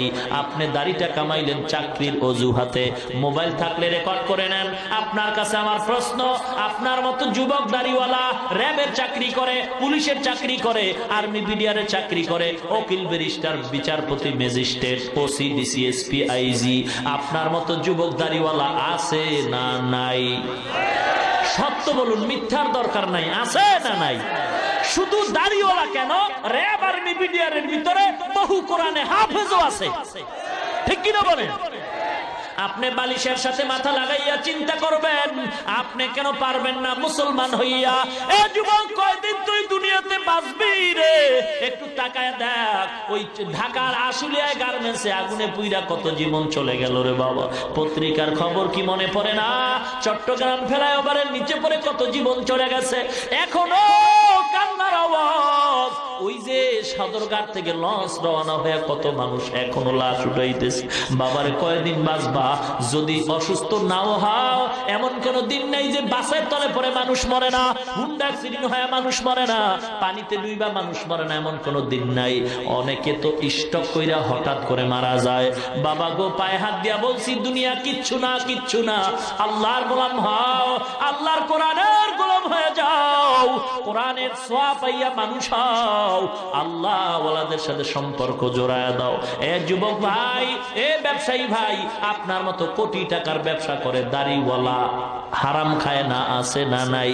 এ ড্রাইভার আছে, কত ড্রাইভার দাড়িওয়ালা যুবক, কত শ্রমিকের কাজ করে, কত শ্রমিকের কাজ করে, কত কর্মচারী দাড়িওয়ালা, অভাব নাই। এ যুবক, বালিশের সাথে মাথা লাগায় চিন্তা করো, তুমি কেন দাড়িটা রাখতে পারবা না? মুসলমান যুবক ভাই, এই স্কুল কলেজ ভার্সিটির ছাত্র ভাই, আপনার মতো স্কুল কলেজ ভার্সিটিতে পড়নেওয়ালা ছাত্র দাড়িওয়ালা যুবক আছে না নাই? আপনার পায়ে হাত দিয়া বলবো, মনের প্রশ্ন করেন, মন আমি মুসলমান হয়ে কেন পারবো না? এ বাবা, দাড়ি কামাইলে কোনো ফায়দাও যদি হইতো তো বুঝতাম, আসলে কোনো ফায়দা তো নাই। বরং বৈজ্ঞানিকরা কি বলে ভালো করে শুনে নাও রে মুসলমান। দাড়ি রাখবো কেন, একটা বই বাংলায় লাইব্রেরিতে পাওয়া যায়, যদি পারেন কিনবেন। ইসলামী মাইন্ডে বহু কিতাব আছে, বহু বাংলা অক্ষরের বই আছে, এগুলি পড়া পড়া দেখবেন। এ কোরআন ও বিজ্ঞান নামে একটা বই আছে, ওটাও কিনা পারলে পড়ে দেখবেন।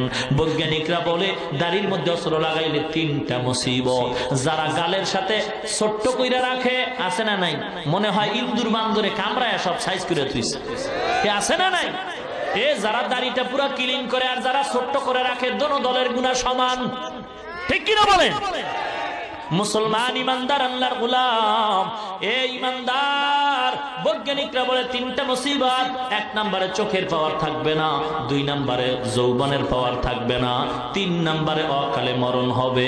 এ যুবক ভাই গো, পয়গম্বর বলেন, মানুষ যখন ঘুমায় যায় গুনাহ করার কোনো শক্তি থাকে না, কিন্তু যারা দাড়ির মধ্যে অস্ত্র লাগায় নবীরে কষ্ট দেয়, এ যুবক পায়ে হাত দিয়ে বলি, বেঈমানরা নবীরে গালি দিতেছে, তুমি পারলে ফিরাও, যদি না পারো গোপনে আল্লাহর কাছে দোয়া করতে থাকো, কিন্তু তুমি অন্যায় করে নবীরে কান্দায়ও না, কষ্ট দিও না। এ যুবক ভাই, হেদায়েতের মালিক আল্লাহ। 1 নম্বরে যৌবন থাকবে না, চোখের পাওয়ার থাকবে না। নবী বলেন, মানুষ যখন অন্যায় করে দাড়ির মধ্যে অস্ত্র লাগায়, ও সজাগ থাকার, ঘুমায় থাক 24টা ঘন্টার, সেকেন্ডে সেকেন্ডে আমলনামায় গুনাহ লিখতেই থাকে। এ যুবক ভাই, হেদায়েতের মালিক আল্লাহ, চাকরি দেওয়ার মালিক আল্লাহ, ইজ্জতের মালিক আল্লাহ, রিজিকের মালিক আল্লাহ, হায়াত মৌতের মালিক একমাত্র আল্লাহ। ইমানটা যদি মজবুত হয়, আর যদি একটা যুবক তওবা করে, আল্লাহ জীবনে আর নবীর দাড়ি কামায় কষ্ট দিব না, নবীর আর কাঁদাবো না, কারণ আমার নবীর জীবনটাই কিন্তু কানতে কানতে শেষ হয়ে গেল।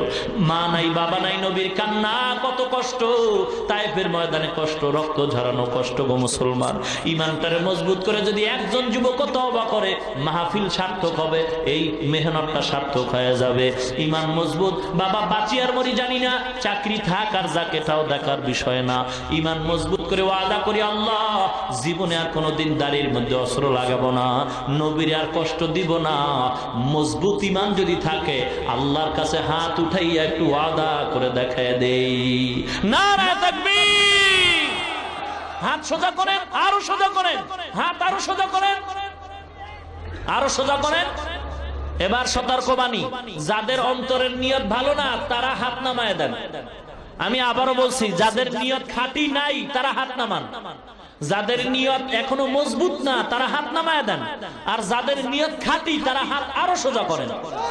ইয়া আল্লাহ, যেই সময় বেঈমানরা নবীর সুন্নতকে জবাই করার জন্য পাগল হয়ে গেছে গো আল্লাহ, ওই সময় জামালপুরের বাস টার্মিনালে তাকায় দেখো, তোমার গোলাম নবীর উম্মত নবীর সুন্নাত জিন্দা করার জন্য ওয়াদাবদ্ধ, আল্লাহ কবুল করে নাও। মজবুত করে নাও, মুসিবতে ধৈর্য ধারণ করার তৌফিক দাও। যারা লেখাপড়া করে পরীক্ষার্থী সফলতা দান করো। আয় আল্লাহ যারা চাকরি করে, যারা ব্যবসা করে বরকত সফলতা দান করো। আয় আল্লাহ মুসিবত থেকে হেফাজত করো, ইমান আমল নিয়ে বাঁচায় রাখো, ইমান আমল নিয়ে কবরে যাওয়ার তৌফিক দান করেন, বলেন আমিন। আমাল সে বনতি হ্যায় ये जन्नत भी जहन्नम, ये खाके फितरत में न नारी है न नूरी, ये खाके फितरत में न नारी है न नूरी। মুসলমান আল্লাহর গোলাম ইমামউদ্দিন এবারে মেদিন শিখার জন্য রওনা হয়ে গেল। হাঁটতেছে হাঁটতেছে মা দোয়া করতেছে, আল্লাহর কি কুদরত, আল্লাহর কি কুদরত। মুসলমান গো, ভারতে যেই মাদ্রাসায় ইমামউদ্দিন যাবে, ওই মাদ্রাসার প্রিন্সিপাল ঘুমের ঘরে স্বপ্ন দেখছে। ডাক দিয়া কয়, মাদ্রাসার আল্লাহর গোলাম, বাংলাদেশ থেকে একটা সন্তান ইলমে দ্বীন শিখার জন্য আসতেছে, তুমি তাকে নিয়ে একত্রে নাস্তা করবা। উস্তাদ প্রিন্সিপাল গেটের সামনে দাঁড়ায়, একজন ছাত্র ঢুকায় আর পরিচয় নেয়। ঠিক টাইম মতো তাকায় দেখে বাংলাদেশের সন্তান আল্লাহর জিকির করতে করতে মাদ্রাসায় ঢুকতেছে। সন্তানকে কোলে জড়ায় কয়, তুমি কি বাংলাদেশ থেকে আসছো? বলে হ্যাঁ। কোলের মধ্যে জড়ায় কয়, আয় তাড়াতাড়ি নাস্তা করে নে, আল্লাহ বড় পরীক্ষায় ফেলাইছে। নাস্তা করার পরে বলে, বাবা তুমি আমার মাদ্রাসায় ভর্তি হয়েছো, বাবা যাও মাদ্রাসায় লেখাপড়া করবা, আমার ঘরে খানা খাইবা, আর একটা গরু আছে মাঝে মাঝে দেখাশোনা করবা। ইমামউদ্দিন এবার ওস্তাদের ঘরে খানা খায়। এ মাদ্রাসার ছাত্র ভাই গো, নিজেকে বিলীন করে দাও, অহংকার মুক্ত জীবন চাও, কারণ অহংকারী কইরা কোনো ব্যক্তি মানুষ হতে পারে না। যত বড় বড় বুজুর্গের আলোচনা আমরা করি, সবাই ছিলেন মাজাজান সুইপার, বাথরুম পরিষ্কার করেছেন, এমনি বড় হয় নাই। এলেমের জোরে বড় হওয়া যায় না বাবা, এলেমের জোরে অহংকারী ইবলিস হওয়া যায়। আর মানুষের মুখে সম্মান পেতে হলে নিজেকে জুতা সোজা করার মতো অপদস্থ করতে হবে, ছাত্রের জুতা সোজা করতে হবে, ওস্তাদদের জুতা সোজা করতে হবে, বাথরুম পরিষ্কার করতে হবে। যখন মনটা এত নিচু হয়ে যাবে, আল্লাহর রহমত তখন অটোমেটিক সিনায় আসবে। ওস্তাদ একটু কিছু কইলেই ছাত্র আন্দোলন শুরু করে না, এই তো অবস্থা। মাদ্রাসা তো আমিও পড়াই, খানায় যদি একটু তরকারি ভেজাল হয়, ছাত্ররা রিপোর্টের আগে ওস্তাদ রিপোর্ট দেয় আরো আগে, নাকি বলে? অথচ 2 বছর আগের ইতিহাস বর্তমানে যারা মাদ্রাসায় লেখাপড়া শিক্ষক হয়ে করাইতেছেন, কত কষ্ট করে লেখাপড়া করছেন, তাদের আগের বুজুর্গরা কত কষ্ট করে পড়ছেন। হ্যাঁ, আর এখন একটু খানায় সমস্যা হলে আন্দোলন শুরু করে দেয়, ছাত্র ওস্তাদ পুরা ভাগ হয়ে যায়, দলে দলে ভাগ হয়ে যায়। আল্লাহ, এর দ্বারা এলেম পাওয়া যাবে না। এলেমের জন্য খানার দিকে তাকানো যাবে না, খানার দিকে তাকাইলে এলেম পাওয়া যাবে না। ইমামউদ্দিন মাদ্রাসায় লেখাপড়া করতেছে, কিন্তু দুঃখ, ওস্তাদরা যা ক্লাসে কয় ইমামউদ্দিনের ব্রেনে কিছুই ধরে না, মনে থাকে না। এরকম ছাত্র নাই যে 5টার মধ্যে 2-3টা ছাত্র ভালো বুঝে আর 2টা বুঝে না, ব্রেন কম আছে না নাই? খুব সংক্ষেপে বলতেছি, ইমামউদ্দিন ক্লাসের মধ্যে পড়তেছে, ওস্তাদের গরু দেখে খানা খায়। বাবারে, একদিনের ঘটনা, 1 সপ্তাহে যা ওস্তাদ পড়াইছে, ভালো ছাত্র দাঁড়ায় দাঁড়ায় রিভাইজ করে আবার শোনায়, আর যারা পারে না ওরা ধরে। ঠিক একদিনের ঘটনা, ইমামউদ্দিন কিতাব ধরে বসে আছে, সবাই ভালো ছাত্র দাঁড়ায় দাঁড়ায় পিছনের 1 সপ্তাহের সবক পড়ায়, কিন্তু ইমামউদ্দিন প্রথম পৃষ্ঠায় হঠাৎ করে একটা আওয়াজ দিল, যেই ছেলেটা পড়াইয়া 5 পৃষ্ঠা চলে গেল। ইমামউদ্দিন কয়, ভাই মনে যদি কিছু না নেন, আমি প্রথম পৃষ্ঠার একটা লাইন ভালো বুঝি নাই, বুঝাইয়া দেন। ছেলেটা একটু অহংকারী, তো এলেন থাকলেই তো একটু অহংকার বাড়ে, বুঝেন না কথা? তুমি এখন জিজ্ঞাসা করো কেন, আগে জিজ্ঞাসা করলা না কেন? 5 পৃষ্ঠা চলে গেলাম, এখন কেন? একটু গালি দিল, গালি।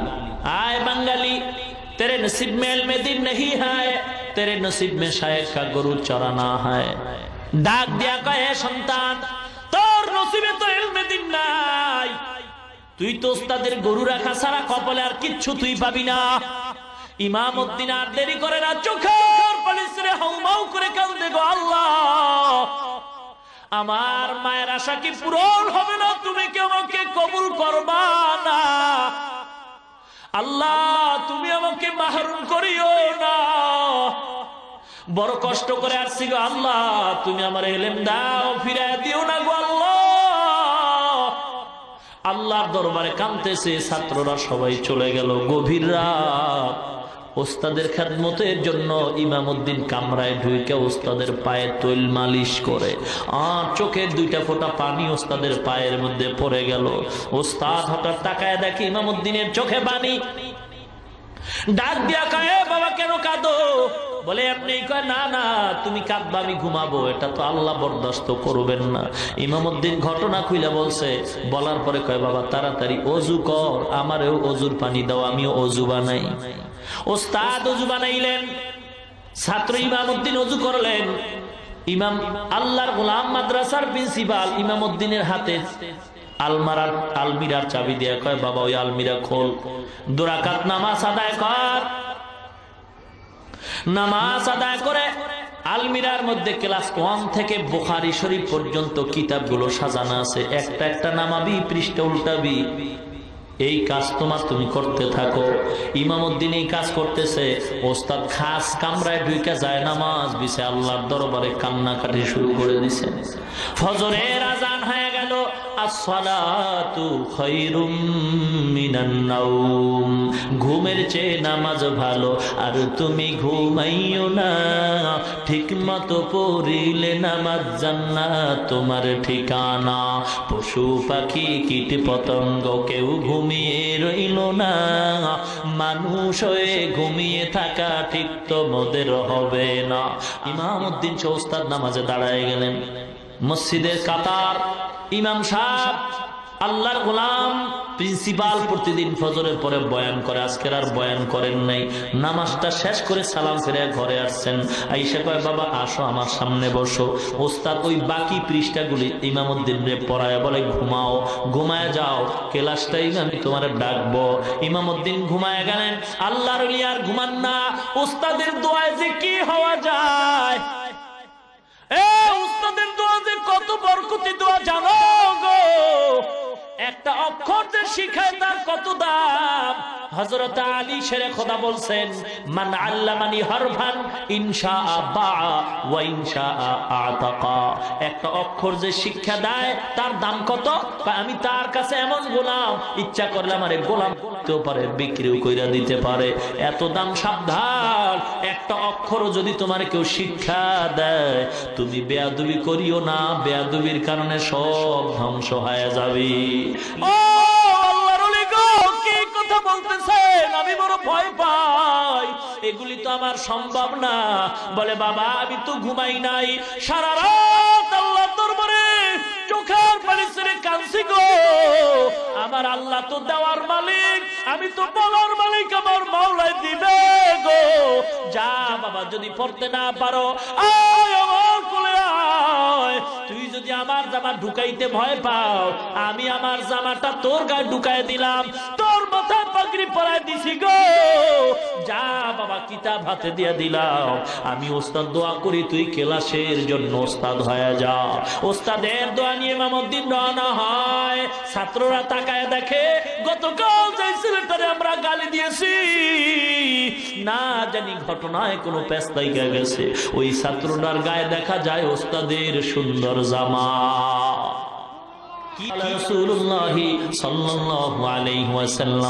এভাবে যখন হাদিসের দর্শ দেওয়া শুরু করলেন, কমপ্লিট হাদিস বন্ধ করে ইমামউদ্দিন আবার চলে আসলেন। ছাত্ররা রিপোর্ট দেয়, ওস্তাদের চেয়েও ইমামউদ্দিনের কাছে জানো সবক আরো পরিষ্কার বুঝতে পারলাম। এলমেরা জাজ করদান বেহিসাব, খলকেরা দাদান জবাবে বা সওয়াব। রব্বানা যালামনা আনফুসানা ওয়া ইল্লাম তাগফির লানা ওয়া তারহামনা লানাকুনান্না মিনাল খাসিরিন। রব্বানা আতিনা ফিদ দুনিয়া হাসানাতাও ওয়া ফিল আখিরাতি হাসানাতাও ওয়া কিনা আযাবান নার। সবাই পড়েন রব্বির হামহুমা কামা রব্বায়ানি সগীরা রব্বির হামহুমা কামা রব্বায়ানি সগীরা। আর মোহাব্বতে পড়ি রব্বির হামহুমা কামা রব্বায়ানি সগীরা। ইবাদুকা ইয়া ইলাহি قد أتوك مقرين الذنوب قنا العلاي إلهي فأعذنا من جهنم ومن غضب ومن دم البقاء يا أرحم الراحمين يا أرحم الراحمين رب العالمين আমরা কুতিবা গুনাহগার বান্দা।